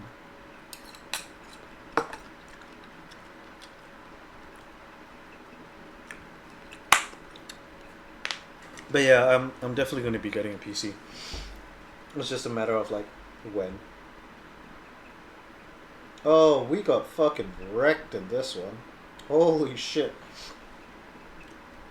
Yeah, we're dead. We only got a bit of golds. We did not win that one. We shall retry. I've caught my burping disease. Yeah, money doesn't grow on trees. I've had the amount for a while now, to get a thing. Once again, loyalty gold chest. Please do help. Healing was not good enough for that, so I don't know. Fucking what else do I have really? Let's go with this. A warrior. Put on vibes.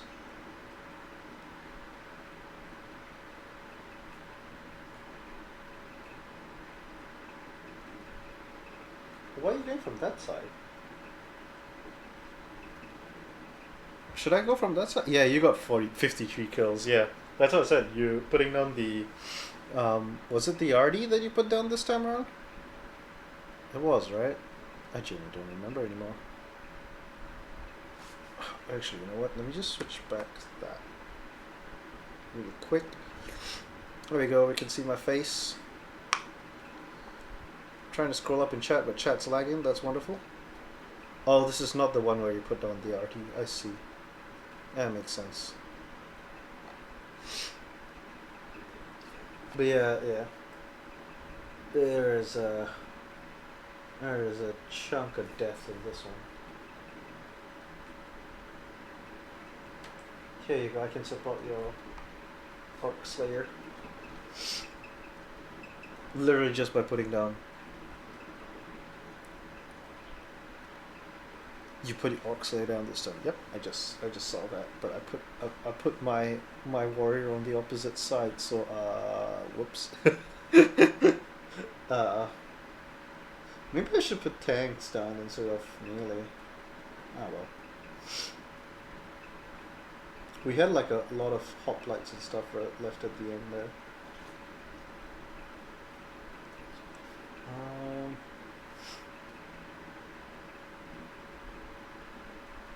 Oh wait, I can claim.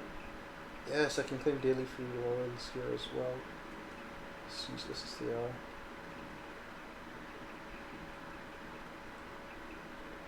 Let's real quickly.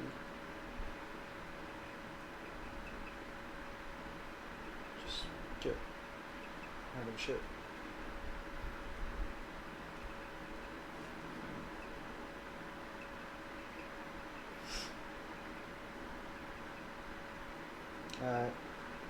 I opened 2 of those chests, got 50 gold.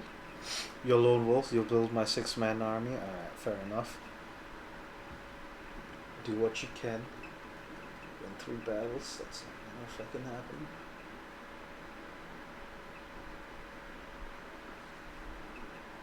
My archer is finally level 6, alright.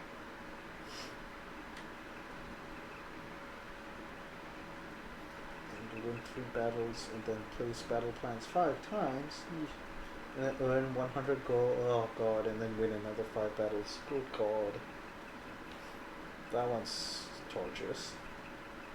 Set battle plans at 5 battles, earn 50 event tokens, kill 3 epic units, get 25 kills.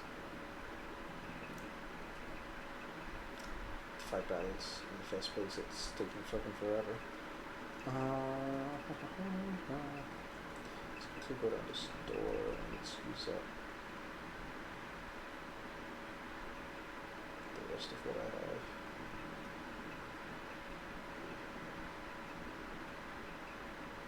And I'm down to 20 laurels. And I can upgrade my warrior to level 30.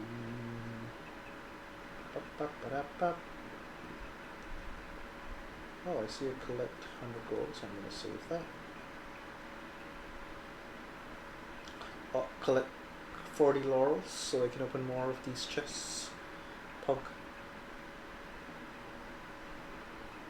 And upgrade for that bear to 5. Nice. Monitors out for delivery. Pog. Soon. Soon you shall obtain your new vision? Question mark? Yeah, vision.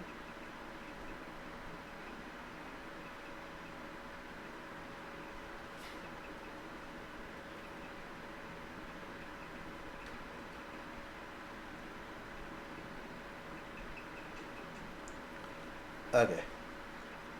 Alright. If anyone is still here, please do put down units. I am not lagging as much anymore. Never mind, I'm still lagging a little bit. I guess it's got something to do with like streaming the Chrome tabs that is really causing the lag. Which I guess makes sense. But still, I need to get new PC. That's the plan.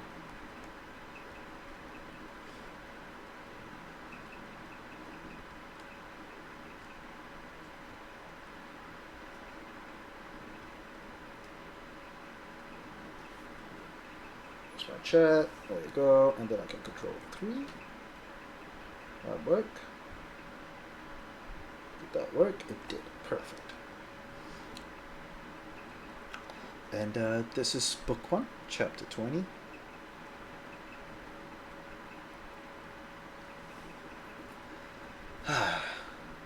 Darling couldn't help noticing that he had never noticed this place before. PCG stream? Nah, not. I don't care enough about Pokemon for me to do a PCG stream. positioned in the steppes, an upscale mercantile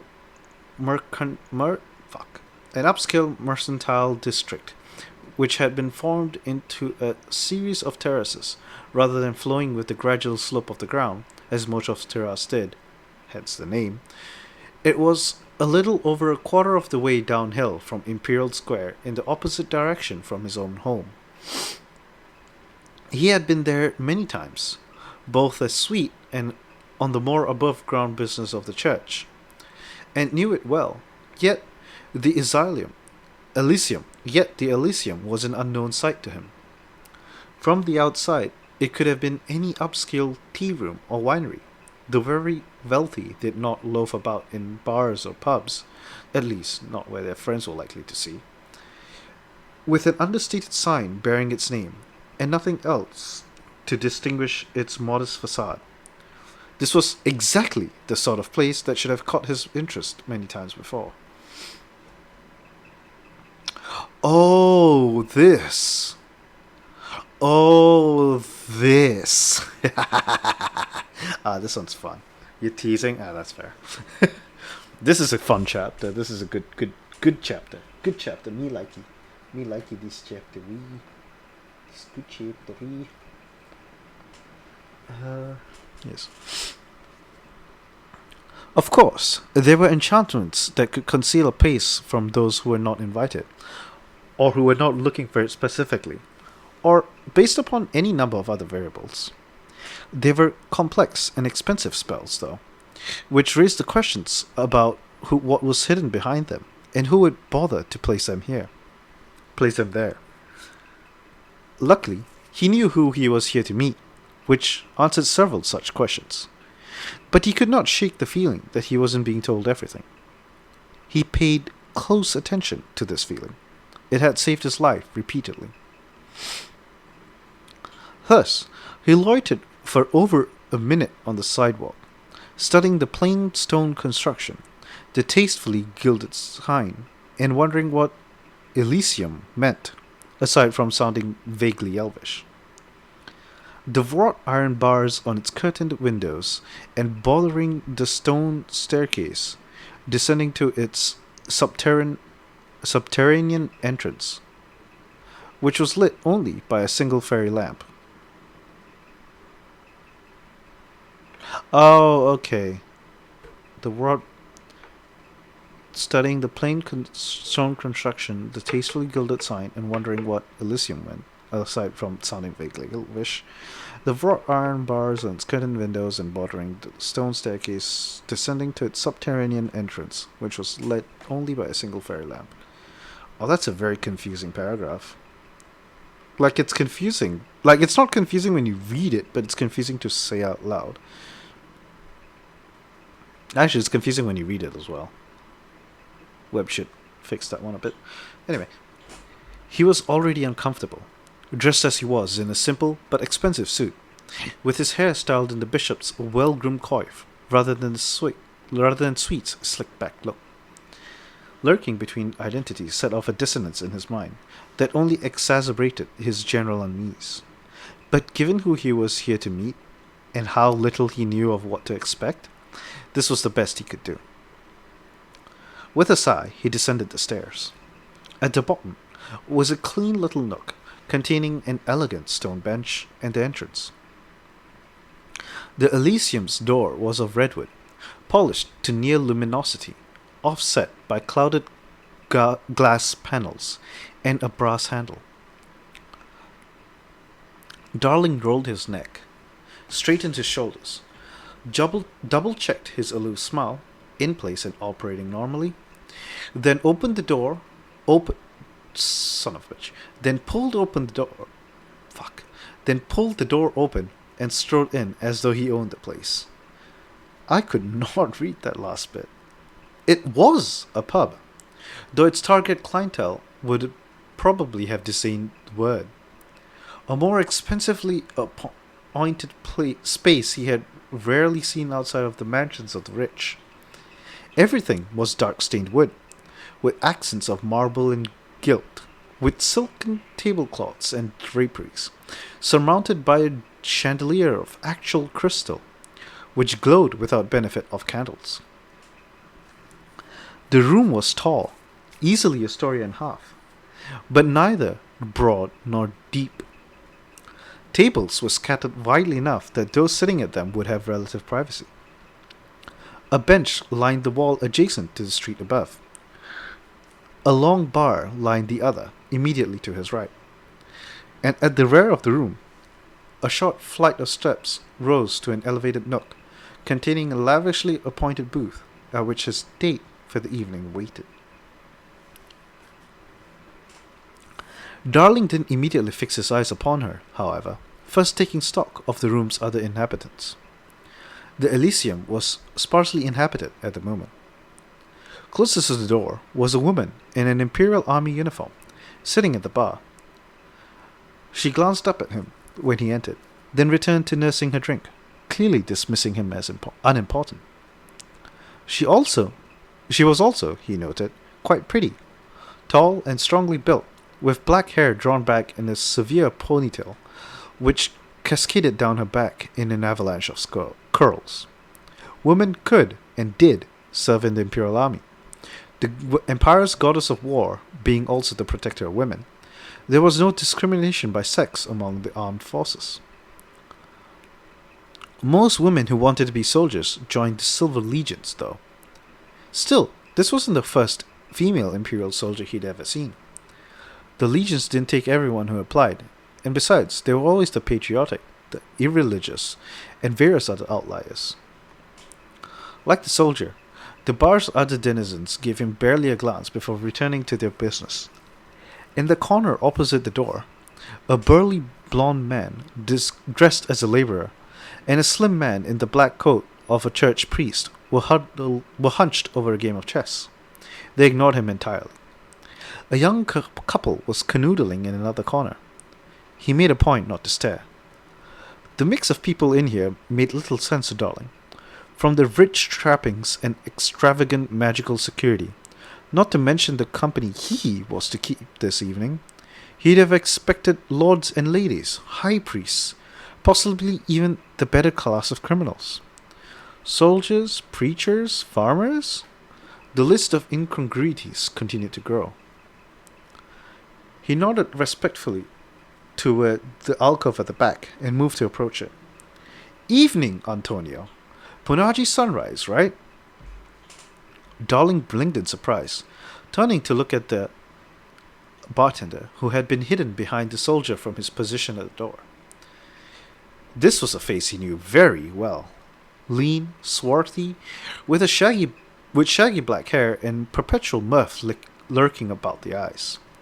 On the bar before him was a drink, a layered confection of different liqueurs and syrups that cost far too much and took far too long to make, which was exactly why Darling habitually ordered it.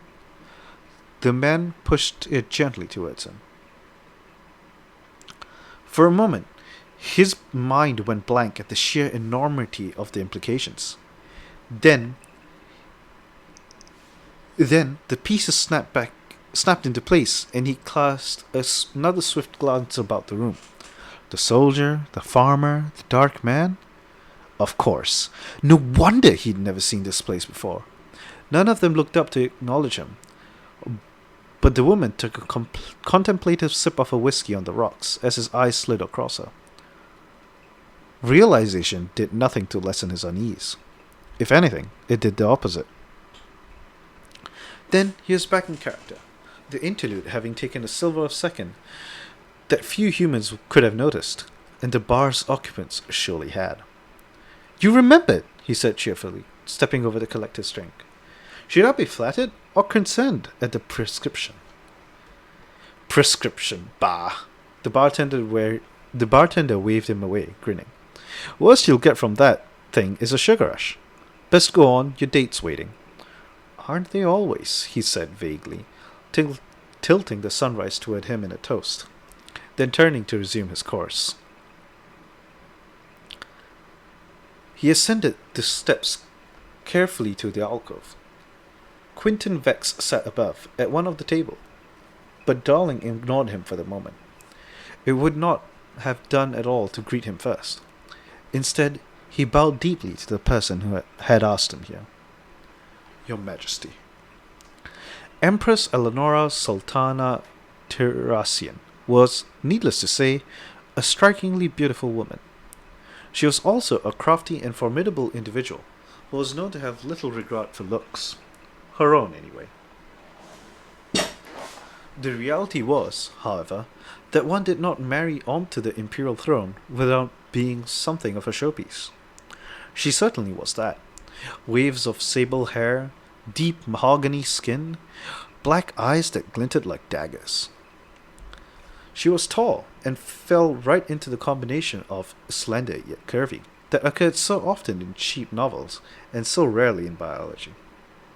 Indeed, she might have suited the so-called Evanic ideal perfectly, except that she lacked the strong build of a woman who worked and or fought for a living. Eleonora was a noblewoman and born politician. She had never run 2 steps in her life, nor lifted anything heavier than a wine bottle. Bishop, she replied coolly, not inclining her head in return. There was probably no one in the world to whom she would bow. Please, join us. My thanks. Oh.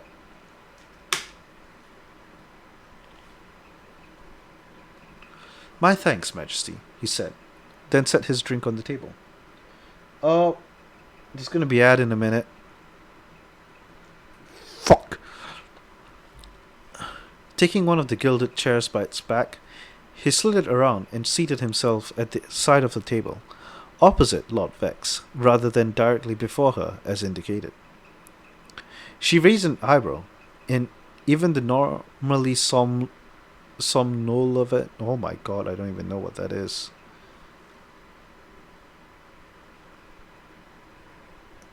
What is Bella doing? I'm sorry, what? Anyway, I gotta really quickly search Google for this because I do not know this term whatsoever, and that's weird. Anyway, there's an ad in like now, so have fun while this all loads. It's only should only be 30 seconds, so have fun.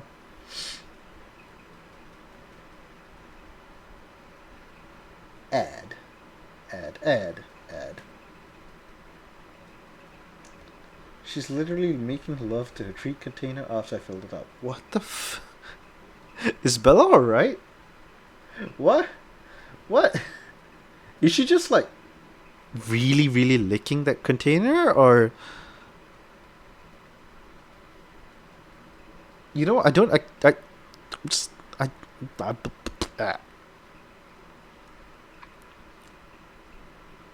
Somnolent. Sleepy, drowsy. Causing or suggestive of drowsiness. A somnolent summer day. Normally drowsy. I see.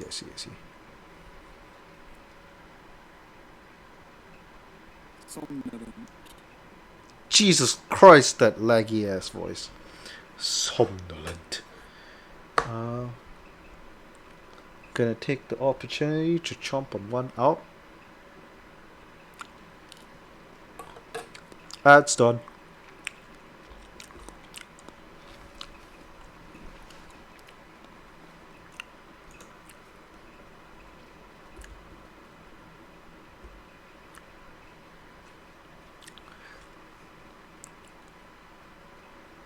She raised an eyebrow, and even the normally somnolent Vex straightened slightly at this flagrant breach of protocol. But the hell he was putting his back to that room full of them.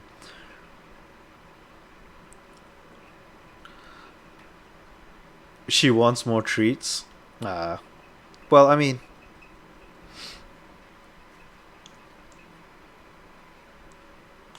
Can she get at them with... by doing that? Or... or is she just making love to it so that she can, you know, like, seduce it into giving her more? Because that's just funny. It's a glass jar. Ah, okay, so she can see it and she's just like, I see.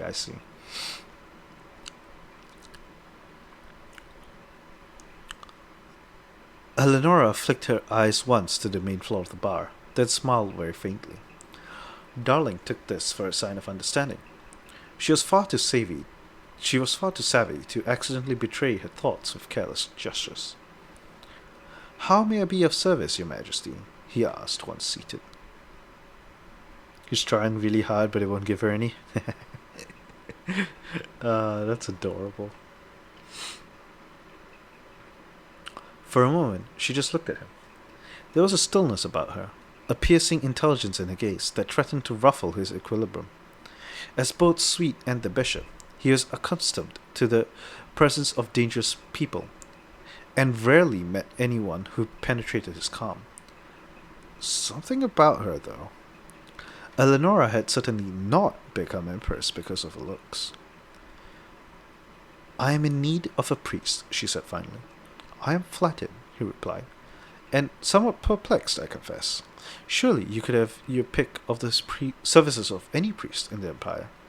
"I have," she said dryly, "and it is to my great fortune that my pick of priests is available to me, as I think you know that many are not." This was skating close to the dangerous topic of the rivalry between church and throne, a subject he was eager to avoid in this of all company, but she went smoothly on. "The gods are fond of reminding us that no degree of mortal power entitles any being to a greater stake of their attention. But the reality is, as you see it here, for the leaders of the empire, certain little courtesies are extended to our great gratitude. One such is access to this sanctuary." Again, she glanced past him to the bar area, and he did likewise. The barman winked. Ah, the reveal. I love this chapter so fucking much. Never mind. "Here," the Empress continued, "we are effectively outside the world and its concerns. Its bloody, never-ending politics. Here, I can forget for a moment about being Empress. You can relax the tension that leading the multiplicitous existence you do must cause. Neither of us need pretend that we don't all know exactly the nature of my relationship with the man I call husband." She leaned forward slightly, holding his gaze. "I can approach you as a woman with a spiritual problem, seeking help from a cleric who happens to be the leading expert in this topic."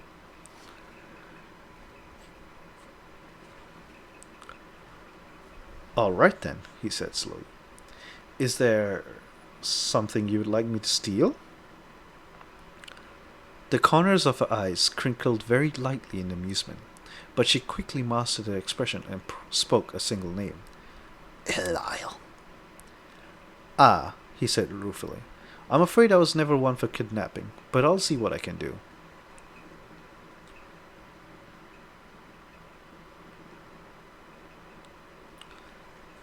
Vex cleared his throat. "I believed I warned your majesty that the bishop fancies himself amusing."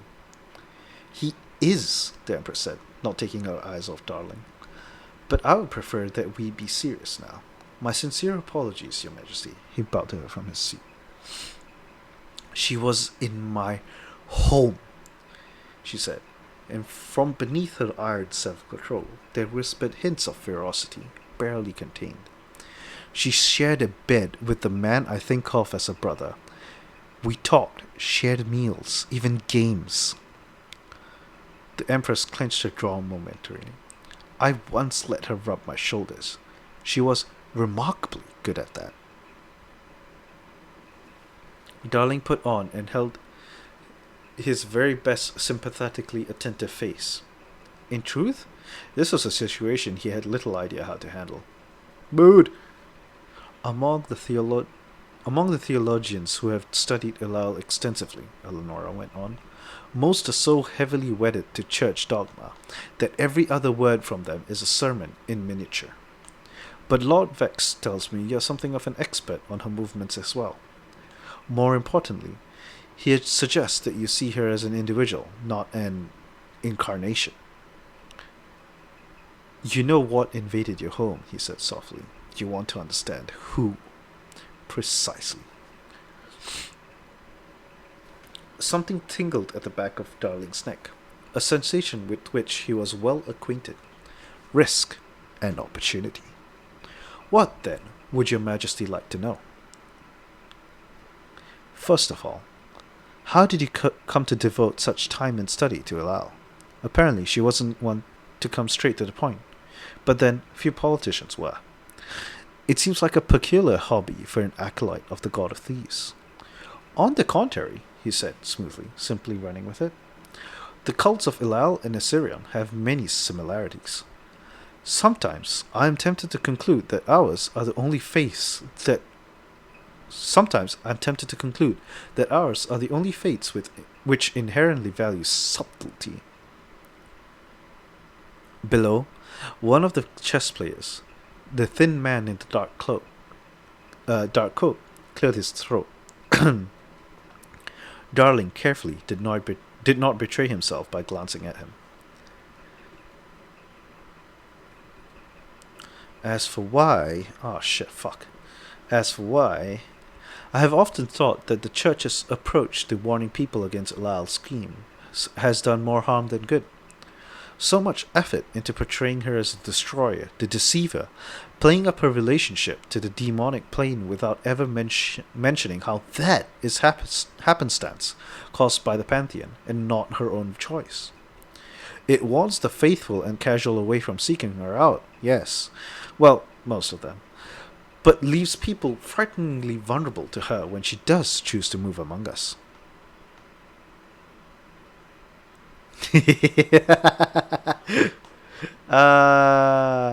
Indeed, Journey, indeed. How so? She's a thief, he said, warming to his subject. A corn artist, a trickster. All theatrics and misdirection. Someone who plays as many parts as the job requires. You could say that from a certain perspective, I empathize with her. Bro, what the fuck? More to the point, I understand the broad strokes of how she operates, and why telling people that she's some kind of slavering monster is the worst possible thing we can do. The Black Wraith is older than the Empire by a wide margin, older than the Church, and while it's damnably difficult to track their movements, we know they've never suffered from a lack of membership. That's because Elal, when she wants to be, is just so bloody nice. Nice, Eleonora said flatly. I think, Majesty, that you're in a position to know that better than most, if you'll pardon me saying so. Give me a second, I need to blow my nose. I'll mute.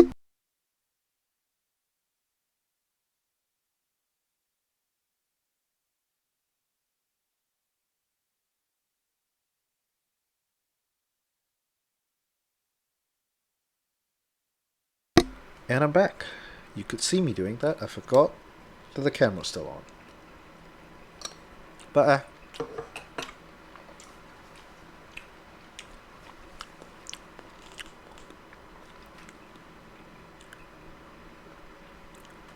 battle? Oh, okay. Oh boy, perfect timing. I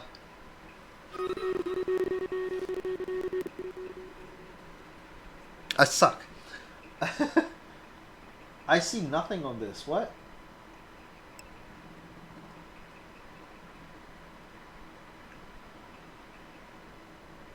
Holy shit, we are gonna lose even worse than before. There's literally no less troops than the previous time. Bruh. Gonna put stronghold down like here-ish. Then I'm gonna start battle.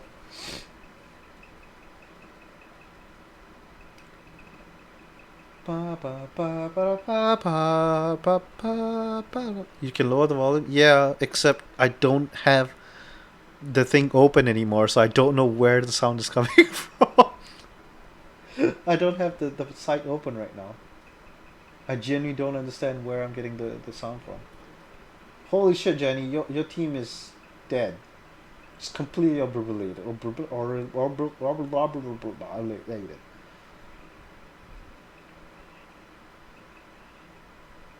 Oh, we got the big boy. Oh, we might win this.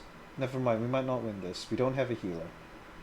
Wait, I think we do have a healer. Never mind, I take it back. We might win. Never mind, the big boy is gone. We are so dead.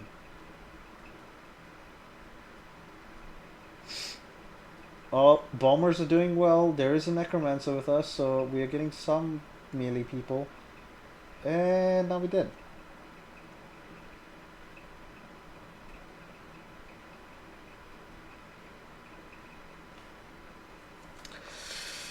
Bruh. From their bot? Oh, the bot itself gives me sound? What? Okay, the more I learn, I guess. What the heck? Anyway, we lost again. We're going right back into it. This doesn't count as battle plans. I need to win to count as battle plans? Good god.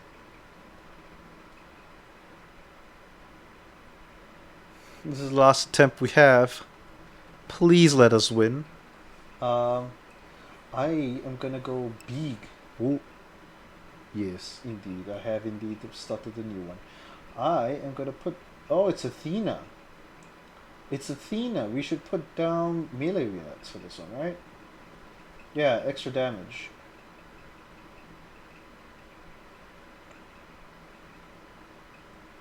And then no one can be healed. So I should put down melee. Alright, I'm putting down War Beast. Someone please put down healers. Oh, you put down something as well. What'd you put down? I'll put it right down next to you. Warrior, perfect. If anyone has berserkers or some such, I would highly appreciate that. And then let's put this support, a row of support, so you can get healers and or anything else you want. And then just fire after that.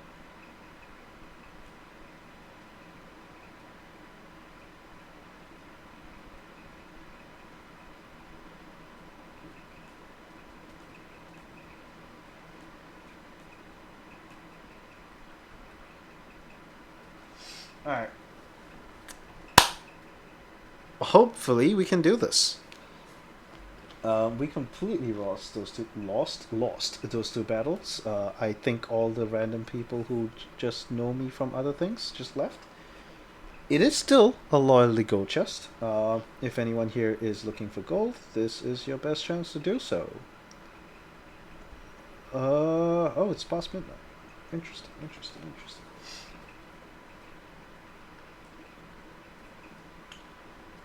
The people I want to raid are still on. That's good. Although I don't know how long they're going to be on for. That's good.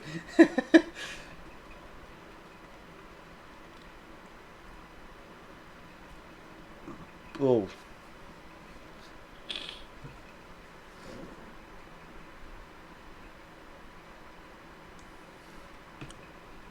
Oh. Jenny, you really have made me start burping a lot. Jesus Christ. Alright. She held his gaze silently for a moment, then glanced to one side in thought, and nodded slowly. And so, we shoot ourselves in the foot, he said. People meet this fearsome queen of demons and find her warm, charming, rather funny, in fact. It throws everything the church has taught about her into question. That, by association, throws all the church's teachings into question. Thus, she gets one fingernail into our minds, and knows exactly how to work that until she has a loyal convert willing to die for her.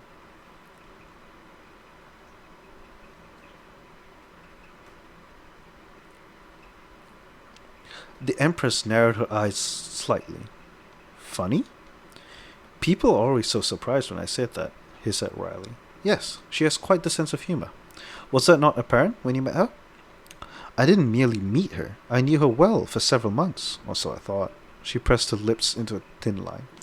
And, yes, she did, in fact, have a sardonic wit that Sheridan and I both enjoyed. In hindsight, I've been second-guessing everything I remember about her in light of what I know now. Don't do that, he advised.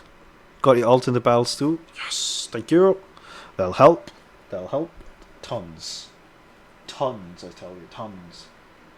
Oh, it's cutie pitty it's cutie. Is that other name yours? I can't say cutie kitty pie. There you go. Jesus fucking Christ, dude. I am broken.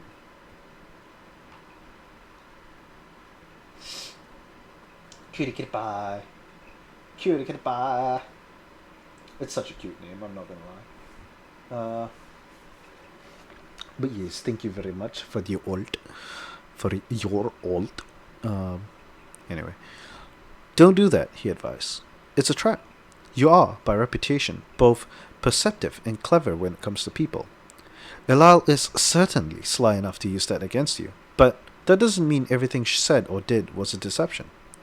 Encouraging you to think it was gives her a kind of invisibility. If nobody believes that they know about her, if nobody believes what they know about her, they don't really know anything, do they? She kept her gaze to the side, frowning slightly in contemplation. Wex slipped his own wineglass, staying silent. Darling sat, not reaching for his Panaji sunrise, allowing the Empress to think. How certain are you of the things you know? Why is it you know better, as you believe, than most of the Church's theologians?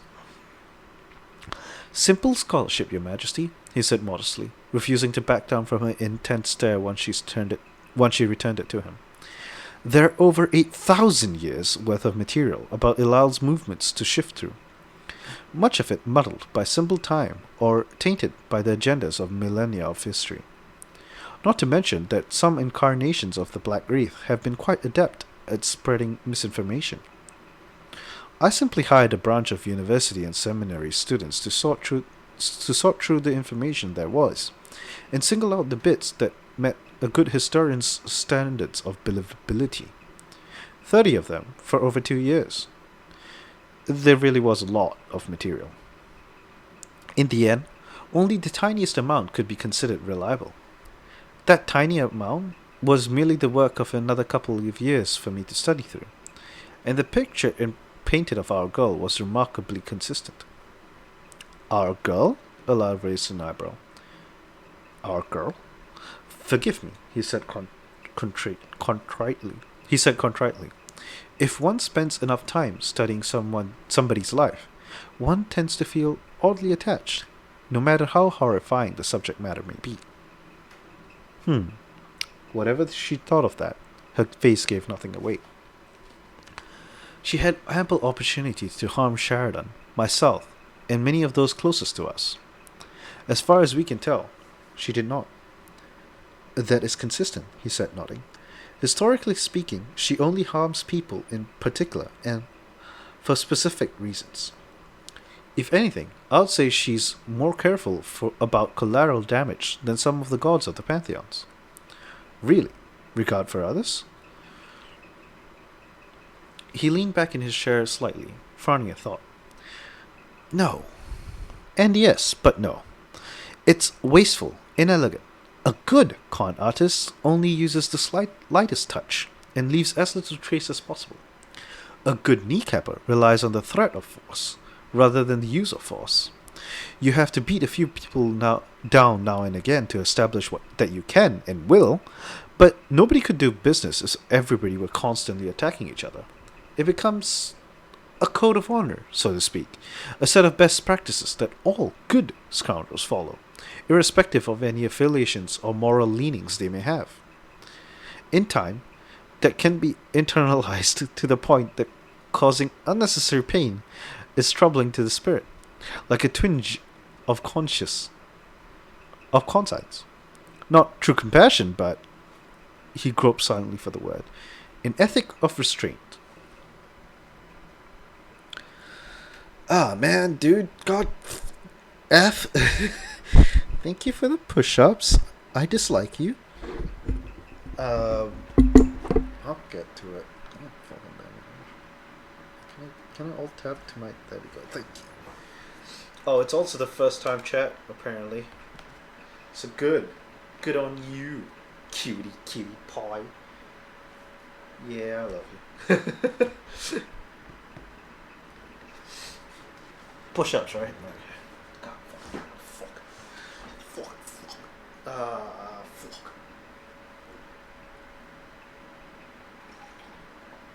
You're gonna get the laggiest push-ups I've ever done, apparently.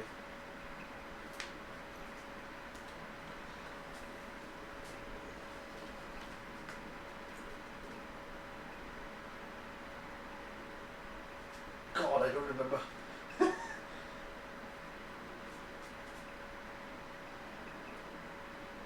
What? Ow. 2, 3.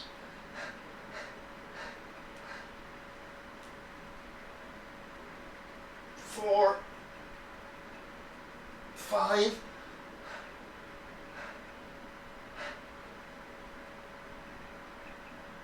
6. God fucking damn it.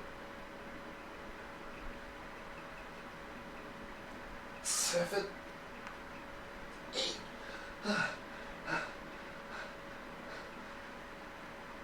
9, 10. Ah, fuck.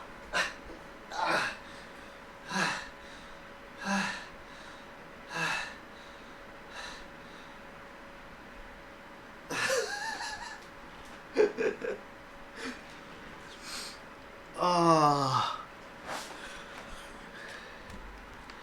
dude, that's never gonna happen. Ah, good God.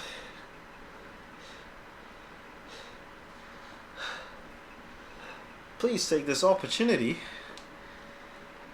to get your units in while I die.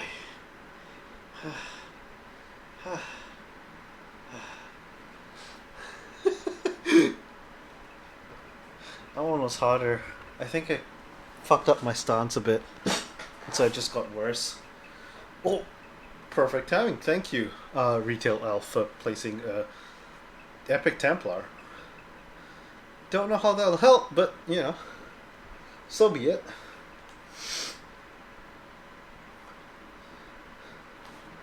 Oh, you've also placed on something else. I've no idea what else you placed on. It doesn't show up. Never mind, I see it. It's a flag bearer. Interesting choices. Anyway, yeah. Night of Notices, not happen. I'm a very good boy. Me don't do naughty things. Me don't have anyone to do naughty things with. Really, that's really the fucking that's the issue.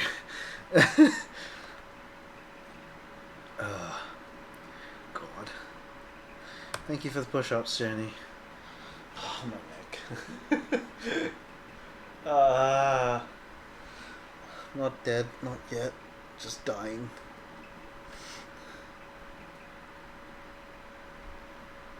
Just dying, that's all.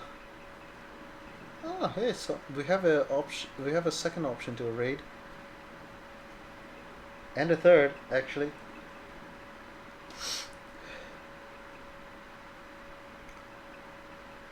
Well, both pretty good options, I think. Both pretty good options, I'd say.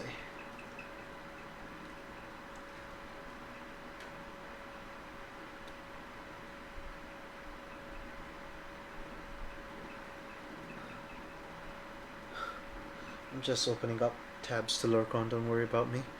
I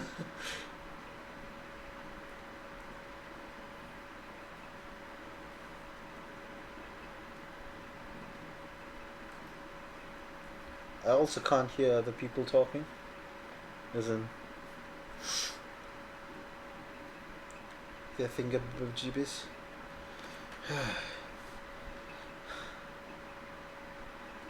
You know what, I'm just gonna run a really quick ad because I'm tired. And I'm just kind of breathing right now, so you know, a good 30 seconds of an ad is a perfect time to like get a rest, you know.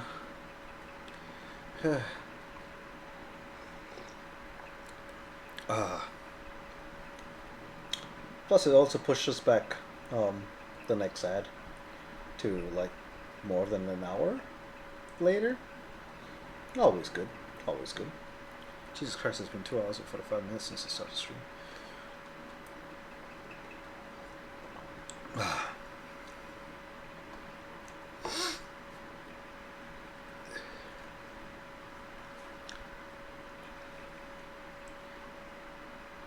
Ads done? Alright.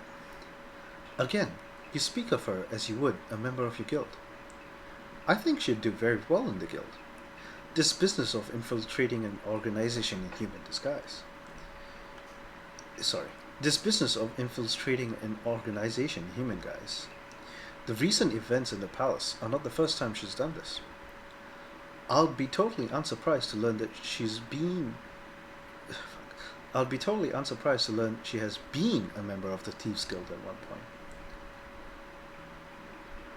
Below, the bartender laughed aloud, but did not look up from wiping the glass he was working on. The soldier shot him an irritated look.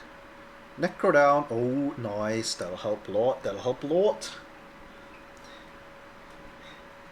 That'll help me a lot. I'm just dying, dude. I'm still breathing hard.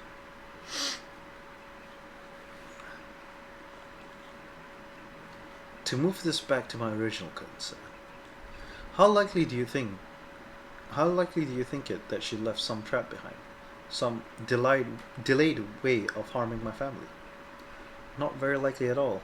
At least, that would be wildly out of character. He drew in a breath.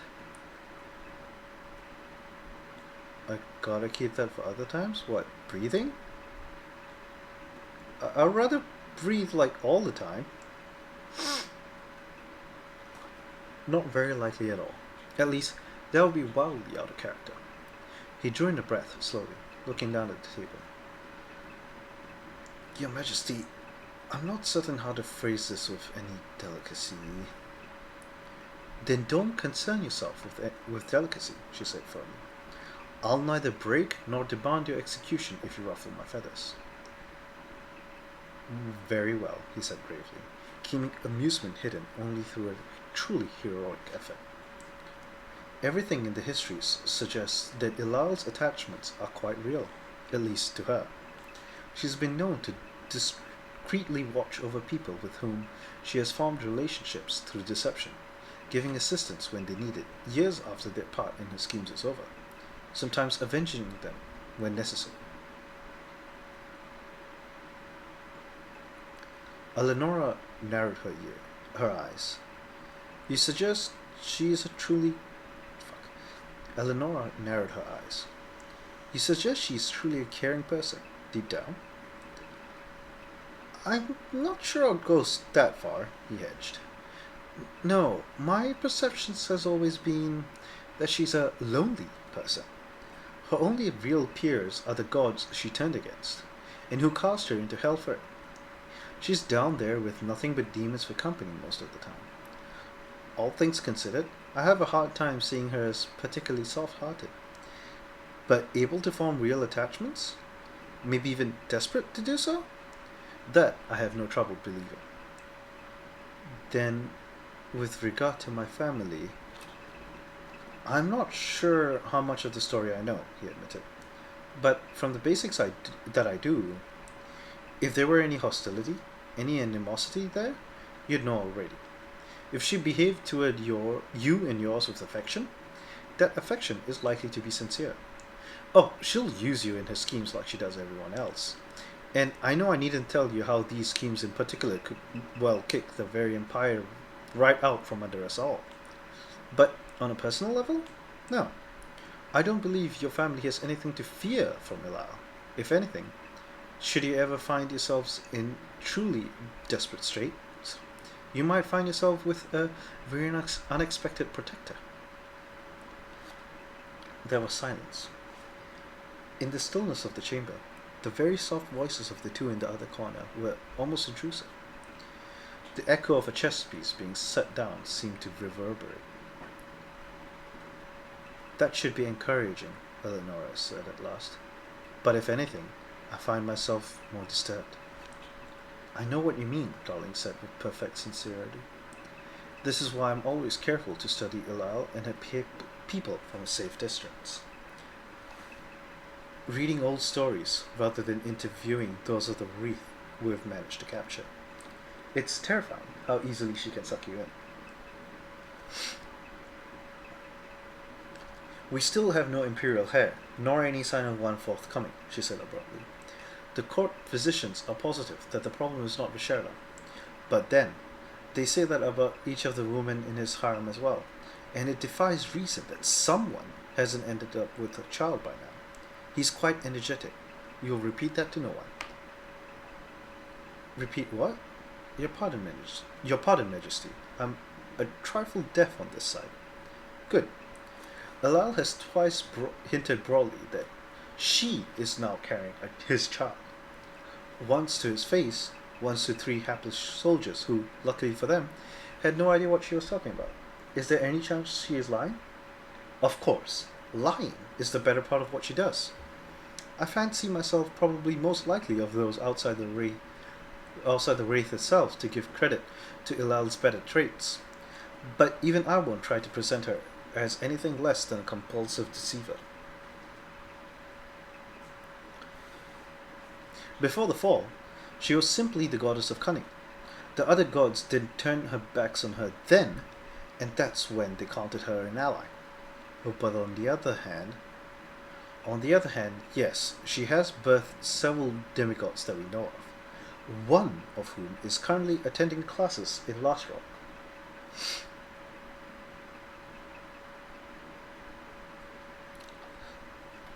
The Empress's mouth twisted in dislike, a curiously strong reaction, but she simply went on. Could she have been responsible for the childlessness?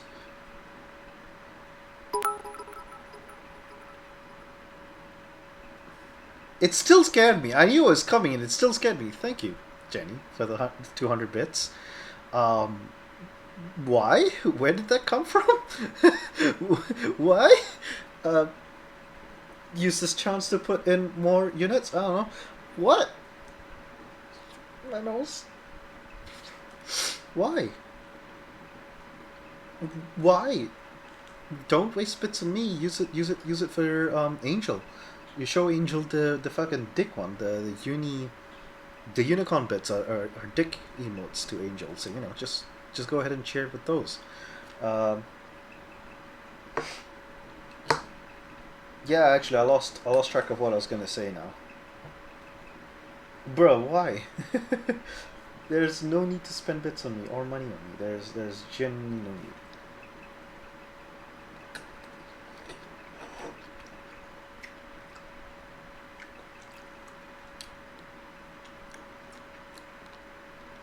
Ah. I'm finally done with my pineapple. It's good, but oh my god, it gets too much after some time.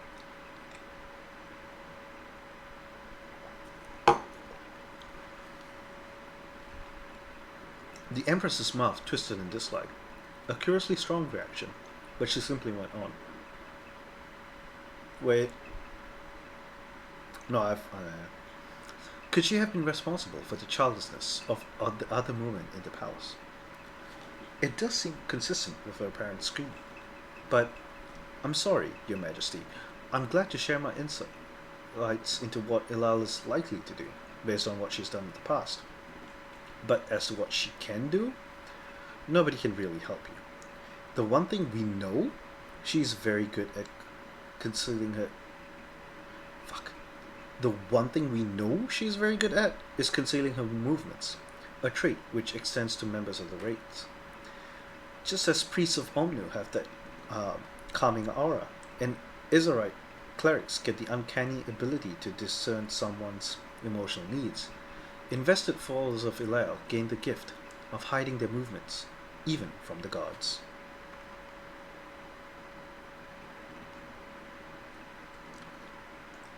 There were no fewer than three small sounds of activity from the floor below. He reflexively froze for a moment, which, obviously, makes any other powers they possess particularly unknowable.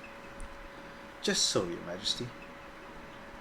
You have been very helpful, Bishop, darling, the Empress said, leaning back in her seat. Now that my mind is put at ease. But I feel I can worry constructively. Sorry. You have been very helpful, Bishop, darling, the Empress said, leaning back in her seat. Not that my mind is put at ease, but I feel I can worry constructively, rather than generally now. I do what I can, he said modestly. Well, that is another question, she said in a mild tone that instantly made his hackles rise. A bit to help with the PC fund? You shouldn't have. I already have enough funds for a PC. It's just a matter of getting it. I'd been thinking about getting like PC parts and stuff, but now I'm thinking of just getting it pre-built. I'm just thinking about like space constraints and stuff like that, but like, thank you very much for the 200 bits. You really shouldn't have.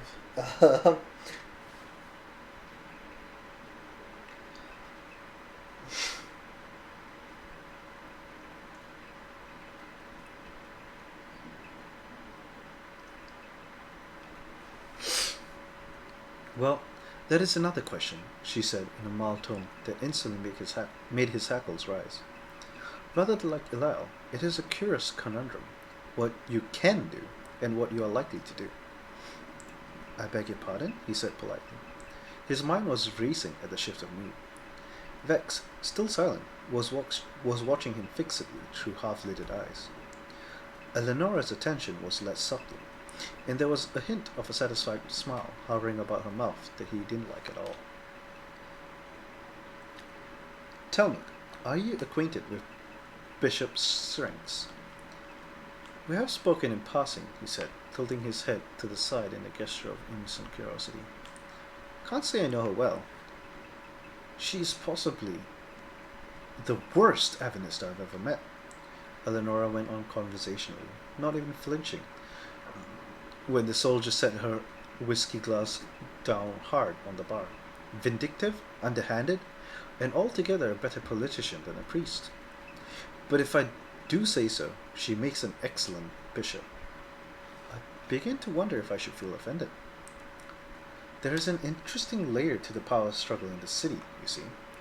Not just between the throne and the church, but between the church and the disparate faiths it is supposed to collect under its aegis. So many of the doctrines contradict one another outright that the archbishops have always been forced to dance a very delicate line, keeping a unified doctrinal front.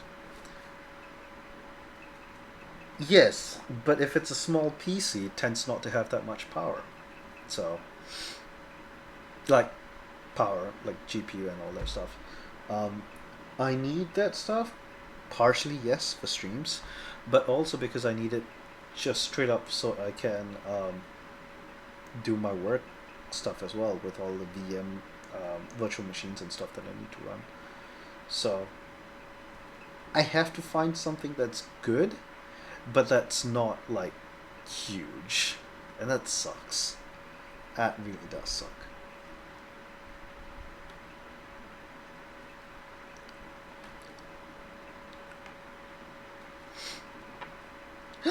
Jess, hi. RT, hi. Yeah, I still work from home. But it's more of like a on and off thing. I need to go to office every Thursday and Friday now, so I tend to miss Friday streams. But hi RT, hi Jess, how are you both doing? I'm reading a book. Exclamation mark TGAB. Exclamation mark battle. If you want to get into the battle, there's only 2 minutes left. It's not this way anymore. It's like there. No, wait, it's there. Yeah, it's the same thing that Olaf plays on the side for her lobby sims. So please, please, I need help. I'm dying in this fucking battle. It's like 3 times I've died. You're good? I'm glad to hear that, RT. Is that Jess's new emote? It is! It is, right? My fucking... My com's lagging like way too much. Yes, it's just his new emote. Spice's new emote, sorry. You just woke up? What the fuck? Dude, it's like late for RT, isn't it? Isn't it like 3 a.m. for RT? Wait, what? RT? Eh? I mean, Spice waking up now is normal-ish. It is 3 for you. Yeah, what the fuck, dude? Go to bed. Go back to bed, I guess. Unless you slept like early, in which case it's fine. I suppose. Oh, wait. Wait. Do I have it still saved? No, I did not. No. God damn it. Wiggle.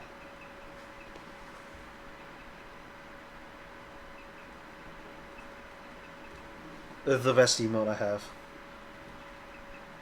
Whenever it decides to send. If. There we go. Took it a hot minute. But there it is.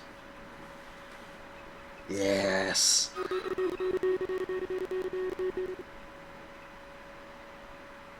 I apologize for that. I'm going to start the rating. The thing. Would high ground matter? Do we have enough shooting people? We have quite a few healers actually. We have some shooting people. There's a couple Centurons. I think haste might be worth it.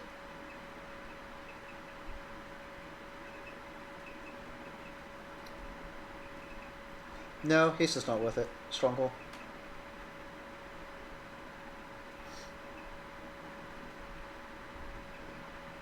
Oh, we have one buster off at the side. Yes. Stronghold? Yeah, okay. I did it. The buster's gonna blow up and take things down. Yes!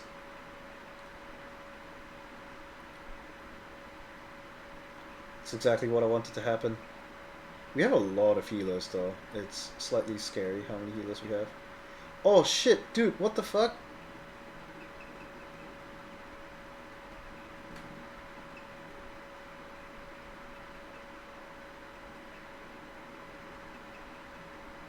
Oh my god, we got wrecked again.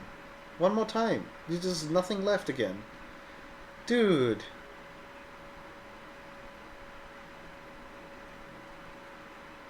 This battle, man. Holy shit.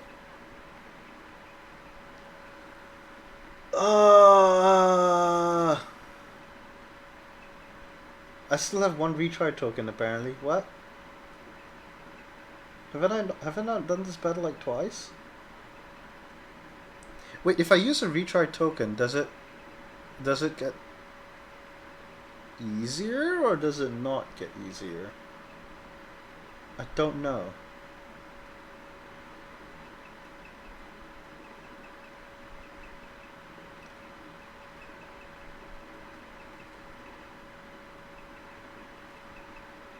I am gonna go for this new one though.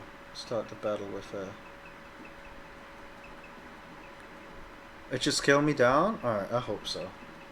I hope so, because holy shit, we've been failing. Oh, it's Zeus, which is the... Armored units have 50% less attack speed, but chain lightning. Cool. That's the fun one.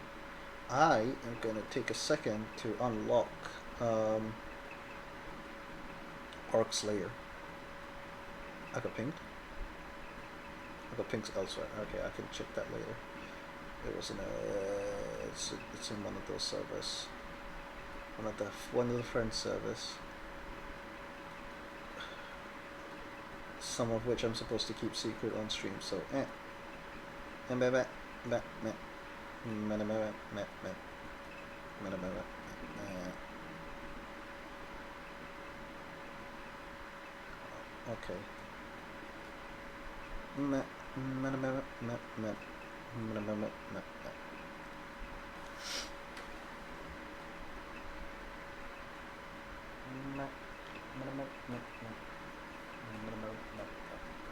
Gonna put a couple boom booms around. So if you find something you want to put for a boom boom, you can put a boom boom. Boom boom boom boom. Alright, battle's up. And I've put my battle plans in place as well, so go ahead.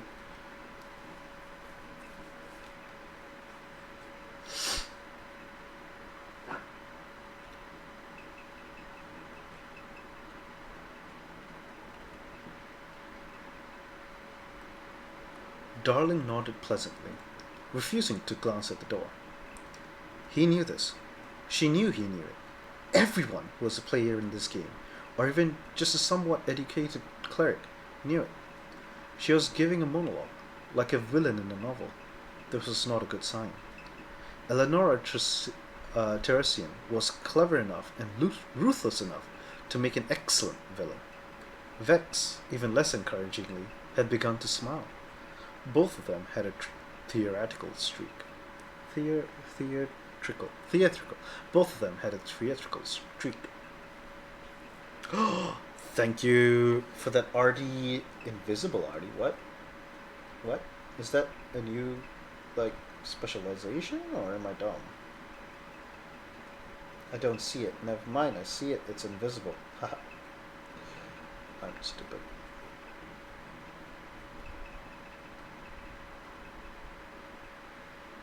I don't understand.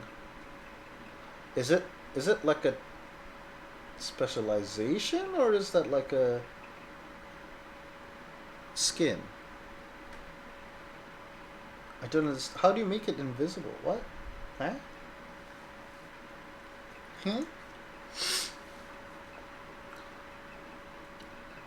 This results in things like the bishops, the Empress went on, still in that conversational tone.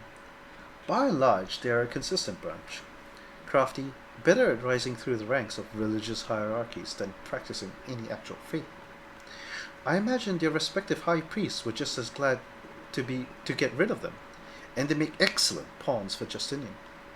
And then there is you. It's just a skin? Ah, okay, dang.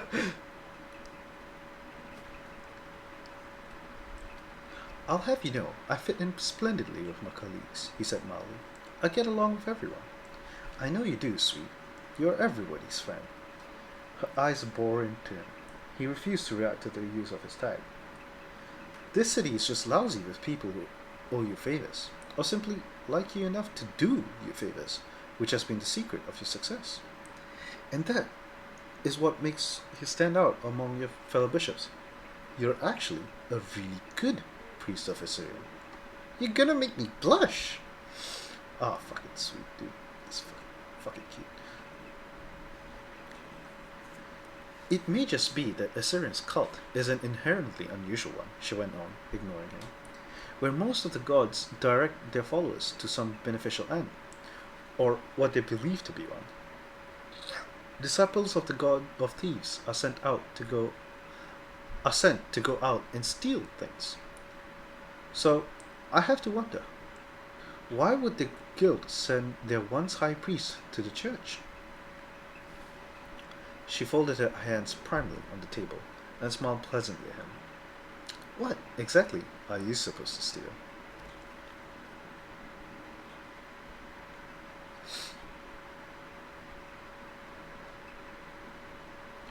Darling made a show of glancing back the thought, then leaned in close. Can you keep a secret? Still smiling, she raised an eyebrow. Everything. He grinned. Everything.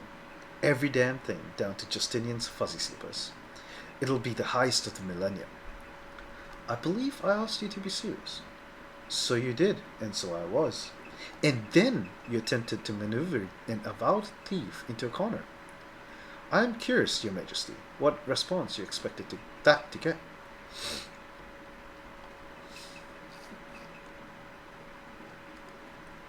There is a question here, darling, about loyalty. I'm intrigued by you on a number of levels, but it is hardly possible for me to take any action with regard to you before I know with whom you stand. Is it the Empire? The Church? Your god, or the gods in general? This I know about the gods, he said, picking up his untouched drink. The layers had begun to blend into each other after long minutes sitting idle. I'm fully aware of and grateful for the gifts to us. But gods, like people, are individuals with their own personalities and agendas. They are people, however fundamentally different. And like any other group of people, they can be a right bunch of bastards. Her eyebrows climbed at that, and a deathly silence fell over the room.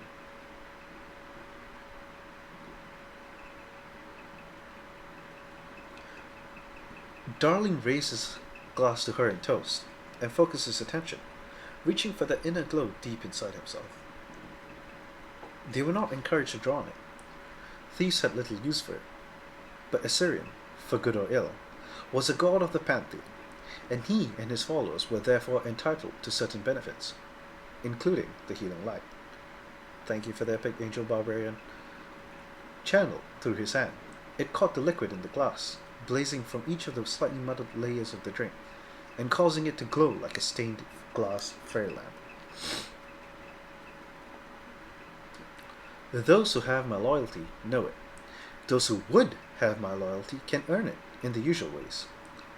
To them and to you, your majesty, good health. He smiled at her, sipped his drink, and turned to look out once at the bar. It was a look he had ample occasion to practice on guild business. Not quite a challenging look, but more than simple acknowledgement. It was a look that said, "Yeah, I see you. What of it?" The gods were looking back at him, and most were smiling. The exception was Ave, who had swiveled around on her bar stool to give him a look of weary disdain. Assyrian, behind the bar, laughed aloud as he added a splash of whiskey to her glass. In the corner, Izara's eyes twinkled merrily, brightly enough to be visible from across the room. Beside her, Vex, the god of bards, lifted his hands and patted them together lightly in a silent ovation.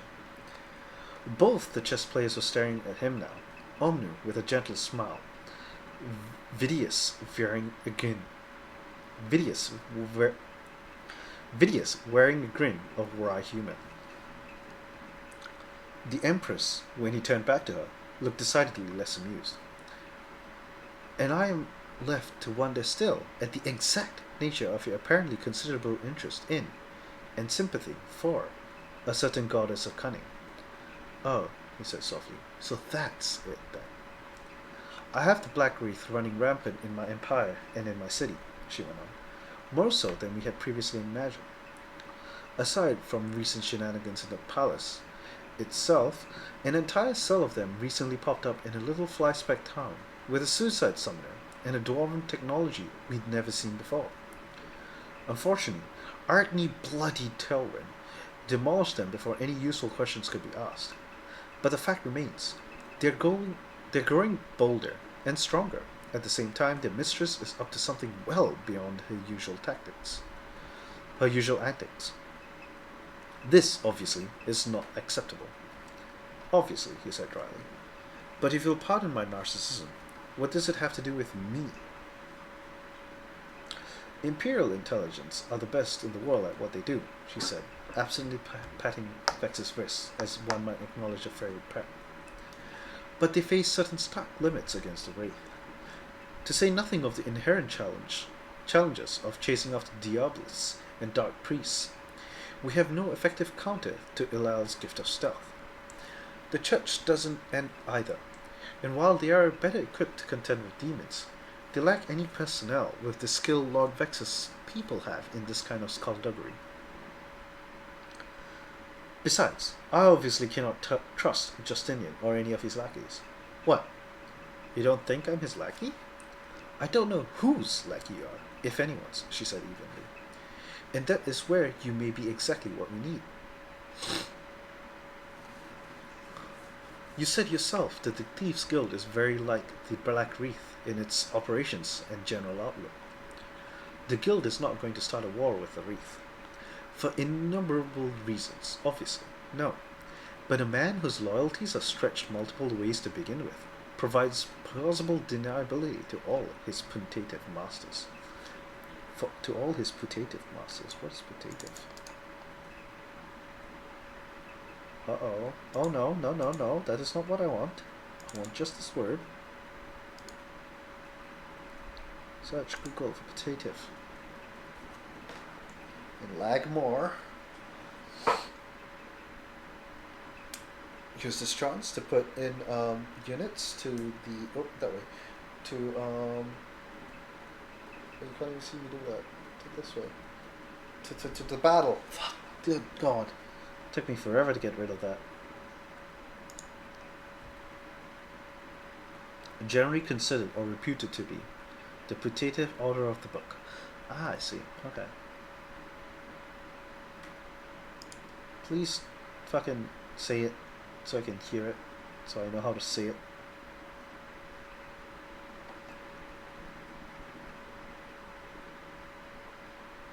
This takes forever, doesn't it? Putative. Jesus fucking Christ. Oh.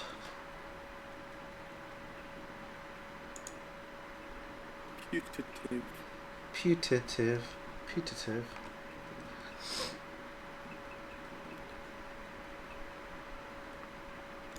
I am a baby.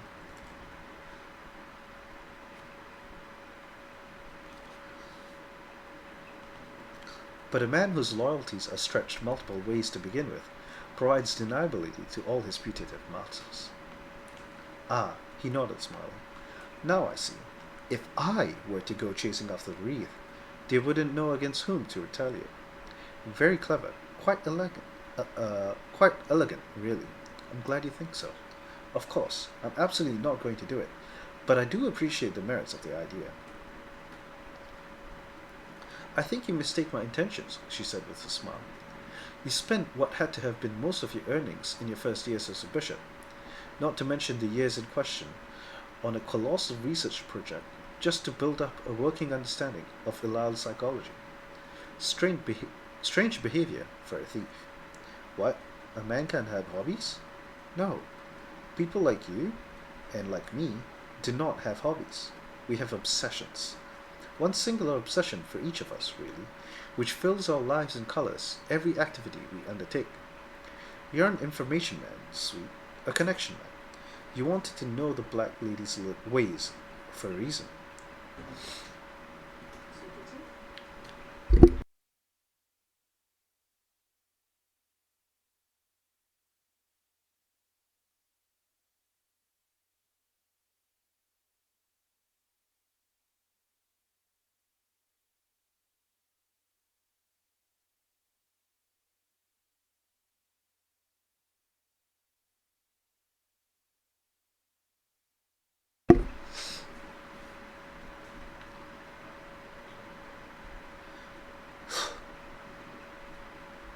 No, people like you and like me do not have hobbies. We have obsessions. One singular obsession for each of us, really, which fills our lives and colors every activity we undertake. You are an information man, sweet, a connection man. You wanted to know the black lady's ways for a reason.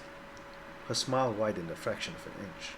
You are hunting her. Or perhaps, he offered, swirling his glass idly, I'm looking to join her. She does run a most admirable outfit. Perhaps I already have. And what would you do if you had? Wage war on the gods? Overthrow the empire? No, darling, she has nothing you want. You want the chase. We are talking about the single most challenging prey that has ever existed. I think if you ever manage to catch her, you'll find yourself at a loss. You presume to know me well, Your Majesty. Indeed so. And perhaps I am wrong. Still, she kept that smile, but her eyes burned with intensity. I am not threatening you, nor will I ever. I'm not asking you to do anything. I am extending an offer. He raised an eyebrow. How is it the organized criminals always put it in the books? In the novels, she mused. You've done me a favor today. Perhaps tomorrow, someday, I'll be in a position to do you a favor. Especially if it leads to progress in uprooting the black wreath from my city. Darling matched a smile. Your Majesty has a fertile and eloquent imagination. Thank you, she said sweetly. But my offer stands. Whatever aid I may lend you, should you need it, whatever aid I may lend you, should you need it in humping the wreath. With that, she stood. Vex and Darling did likewise, as protocol demanded. On their feet, she was shorter than he, though not by much. Whereas most women of her breeding and upbringing would never miss a chance to look up at a man through their lashes, Eleonora tilted her head to gaze at him directly. And of course, should you decide your loyalty lies against the Empire, I will not bother to threaten you then either. Your most valued subject, Antonia Darling. There are not words in our inadequate mortal language for my appreciation and your acknowledgement, Your Majesty, he replied, bowing deeply. Thank you for your time, Bishop. He took the dismissal for what it was, backed up a step, and descended the stairs.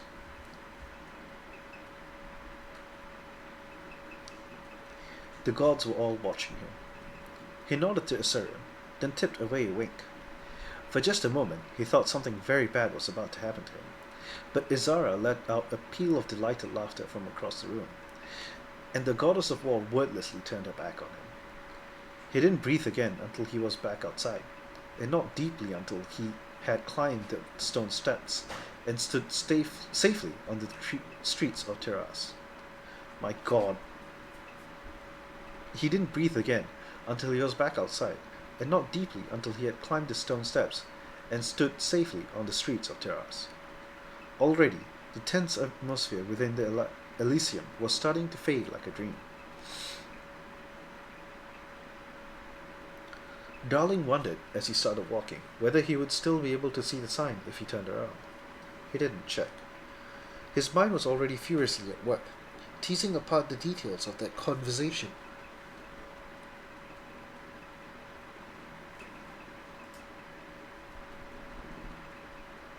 Okay? Why did you close? You should not have closed. I was on... Okay, that's worrying. But at least all the people I want to raid are still on, so good. Still have to only choose one. Ah. If you want to get in a unit for your battle, please do. None of this made any sense. None of this made sense. The Empress had as much as accused him of having divided loyalties, offered his support, and then dismissed him. Vex too, by implication. Those actions was totally self-contradictory. Why? One didn't just boldly come out with such details right in front of the person one suspected of double dealing, especially if one intended to secure that person's aid. Traitorous people could be incredibly useful, but only if you knew they were traitors, and they didn't know you knew. This disarming honesty. This was no way to play the game. Unless... Darling frowned as he walked, letting his feet carry him home by sheer muscle memory. Unless the game was not going in their favor, in which case the best move available was sometimes to introduce a little chaos. Forcibly change the board, realign the players, knock a few pieces out of place. It might improve your position, or it might not. It was a gambit for when no sensible actions could lead to victory. The Wreath, the gods, Eliel, Telrin, the church, the cults within the church, all swirled around and within the Empire, nipping at it from all directions. And now, he realized, the Empire, or at least its Empress, believed it was losing. Interesting. Bah! Alrighty, that's a good fucking ending for this stream, as well as for this chapter. There are still a bunch more chapters in this book, if I remember right. I might be remembering wrong. I did click on next chapter, so we'll be able to see that in a second. But yeah, okay, there's more. This is a good fucking book! Exclamation mark TGAB, which I shall do for you all. Do go and check it out. I love it oh so much. Um, yeah, I guess we just gotta wait for however long. 8 minutes. Perfect. 8 minutes of talking. Um, yeah, I don't really have much to say. Much else to say, rather. Uh, just that.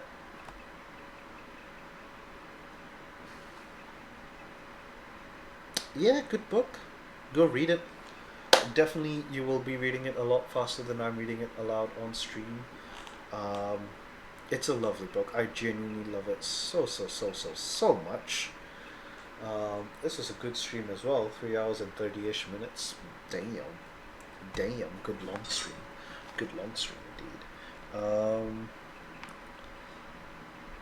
Let me close chat because everything is lagging, dude. What the fuck?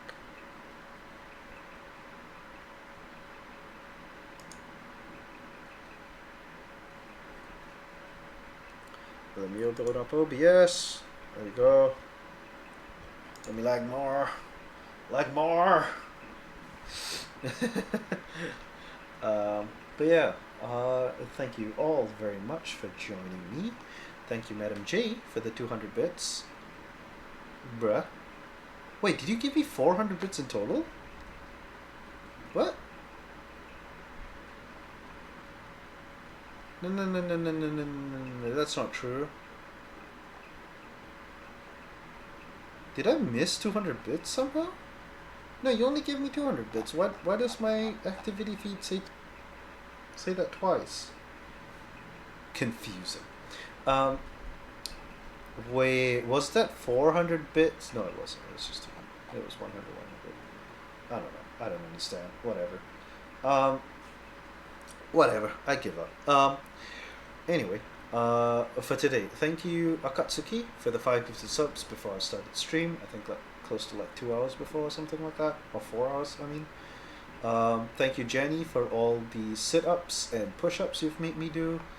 All the water you've made me drink, as well as Poke for the water. Thank you, Jenny, for the 200 bits. Much appreciated, even if it was not necessary. Definitely save your money for other people. Don't use it on me. You've got 5-ish minutes for battle, so do get your units in. Exclamation mark battle if you don't have the link, if you want to join. Actually, you know what? I'll do that right now. Battle. Everything stops lagging when I'm no longer streaming the fucking book. Yeah, I'll. It won't be next stream. It definitely won't be next stream, but soon. Looking at soon, we will see pictures. Soon we will see better quality as well as better, less lag, hopefully. Yeah. What else do I have to say? I don't really have much else to say. I see a bunch of people have apparently messaged me. That's not what I'm used to. That's not what I'm used to.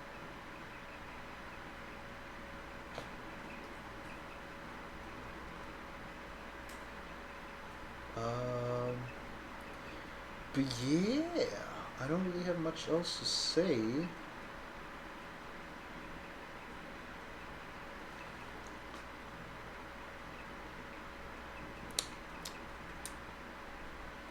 Yeah, thank you all for coming. Thank you all for joining me. Thank you, Jenny, for being here for the entire stream. Hot damn! Wow. Thank you, Mir, for coming in at the start. I know you had to go, but thank you anyway for coming in. Thank you, Jess. Thank you, Spice, and RT for coming in as well. I do hope you both have fun. I know you both woke up at the same time, which is highly sus. I'm kidding. Do check them out as well. There's a bunch of people who have been here in chat tonight. Madam J streams Stream Raiders. She does really good work, as well as 7 Days to Die and other games. Variety Caster. There's also Lil Spice. which is the Jess I keep saying. She plays a lot of Overwatch. I missed an Overwatch stream? Fuck, dude. She also plays a lot of Dead by Daylight, as well as RT. RT's a cutie. He plays a lot of Valorant. Don't think I've seen him play Overwatch on stream for a while now. Also, DBD, but don't think he's played DBD on stream. Wait, no, he has. He has definitely played DBD on stream, but he's been playing more Overwatch recently. I mean, sorry, Valorant recently. Are you streaming?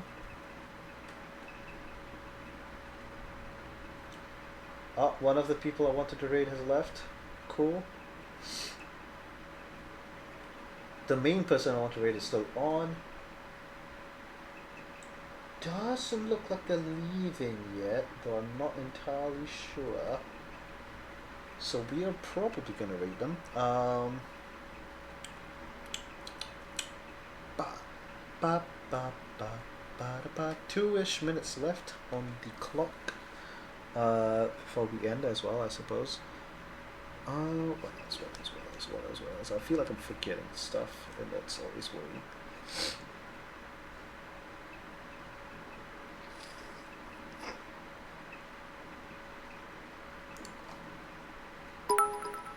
There you go. That's the scare you wanted, Jenny. Thank you once again. Thank you for everyone who's followed me over the last week. Apparently, shit. I forgot to shout them out. Wild Peach, also known as Peachy, because that's how I remember them now. They're lovely artists. They do lovely work, lovely emotes. Speaking of which, there's also I forgot how to spell that for a second. There's also Asmith. Thank you very much for the follow. Wait, no. Fuck, I fucked up. That's not the Asmith. Don't. You know what? I'm just gonna. That's not the Asmith I wanted. This is the Asmith I wanted. They are the cuties. They've been playing a lot of 7 Days to Die recently. But yeah, Asmith is great as well. Also, god damn it. Also, Arrow, a very cute streamer who loves. Apparently was streaming Genshin Impact, but Verity caster as well as an artist. Does a bunch of artwork and stuff as well. Very cute, very cute. Speaking of artwork and stuff, we are going to be rating someone called Winged Messenger. Someone I met recently. They are doing a charity live stream. Or, well, like, they're just doing a live stream, and any donations that go in today go to Ukraine. If you go in, you can type in exclamation mark Ukraine, and you can see this. I did not hit end.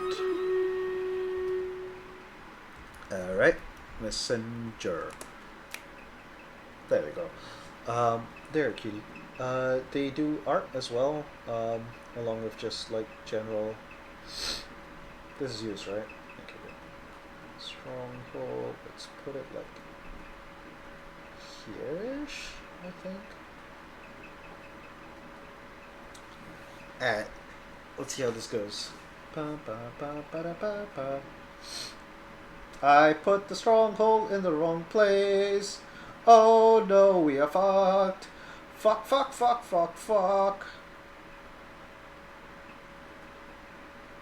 But at least there's a lot of chain lightning going on.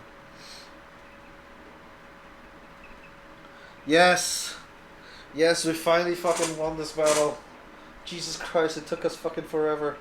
It took us basically the entire stream just to win this one battle. Good God.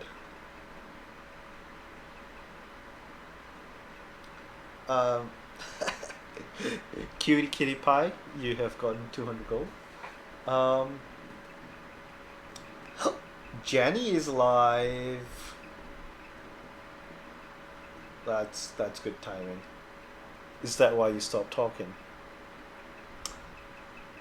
Anyway, I am still going to raid Wing Messenger because I have just met them and they are a lot of fun to hang out with.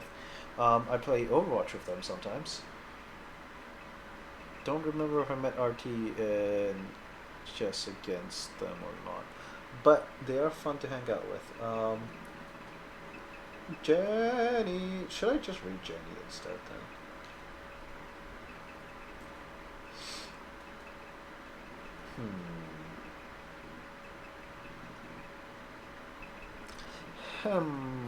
You know what? I'm gonna flip a coin.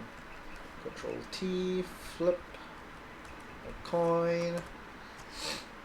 Heads, we go Jenny. Tails, we go to Wing. Alright, it said tails. We are going to Wing slash raid Winged Messenger.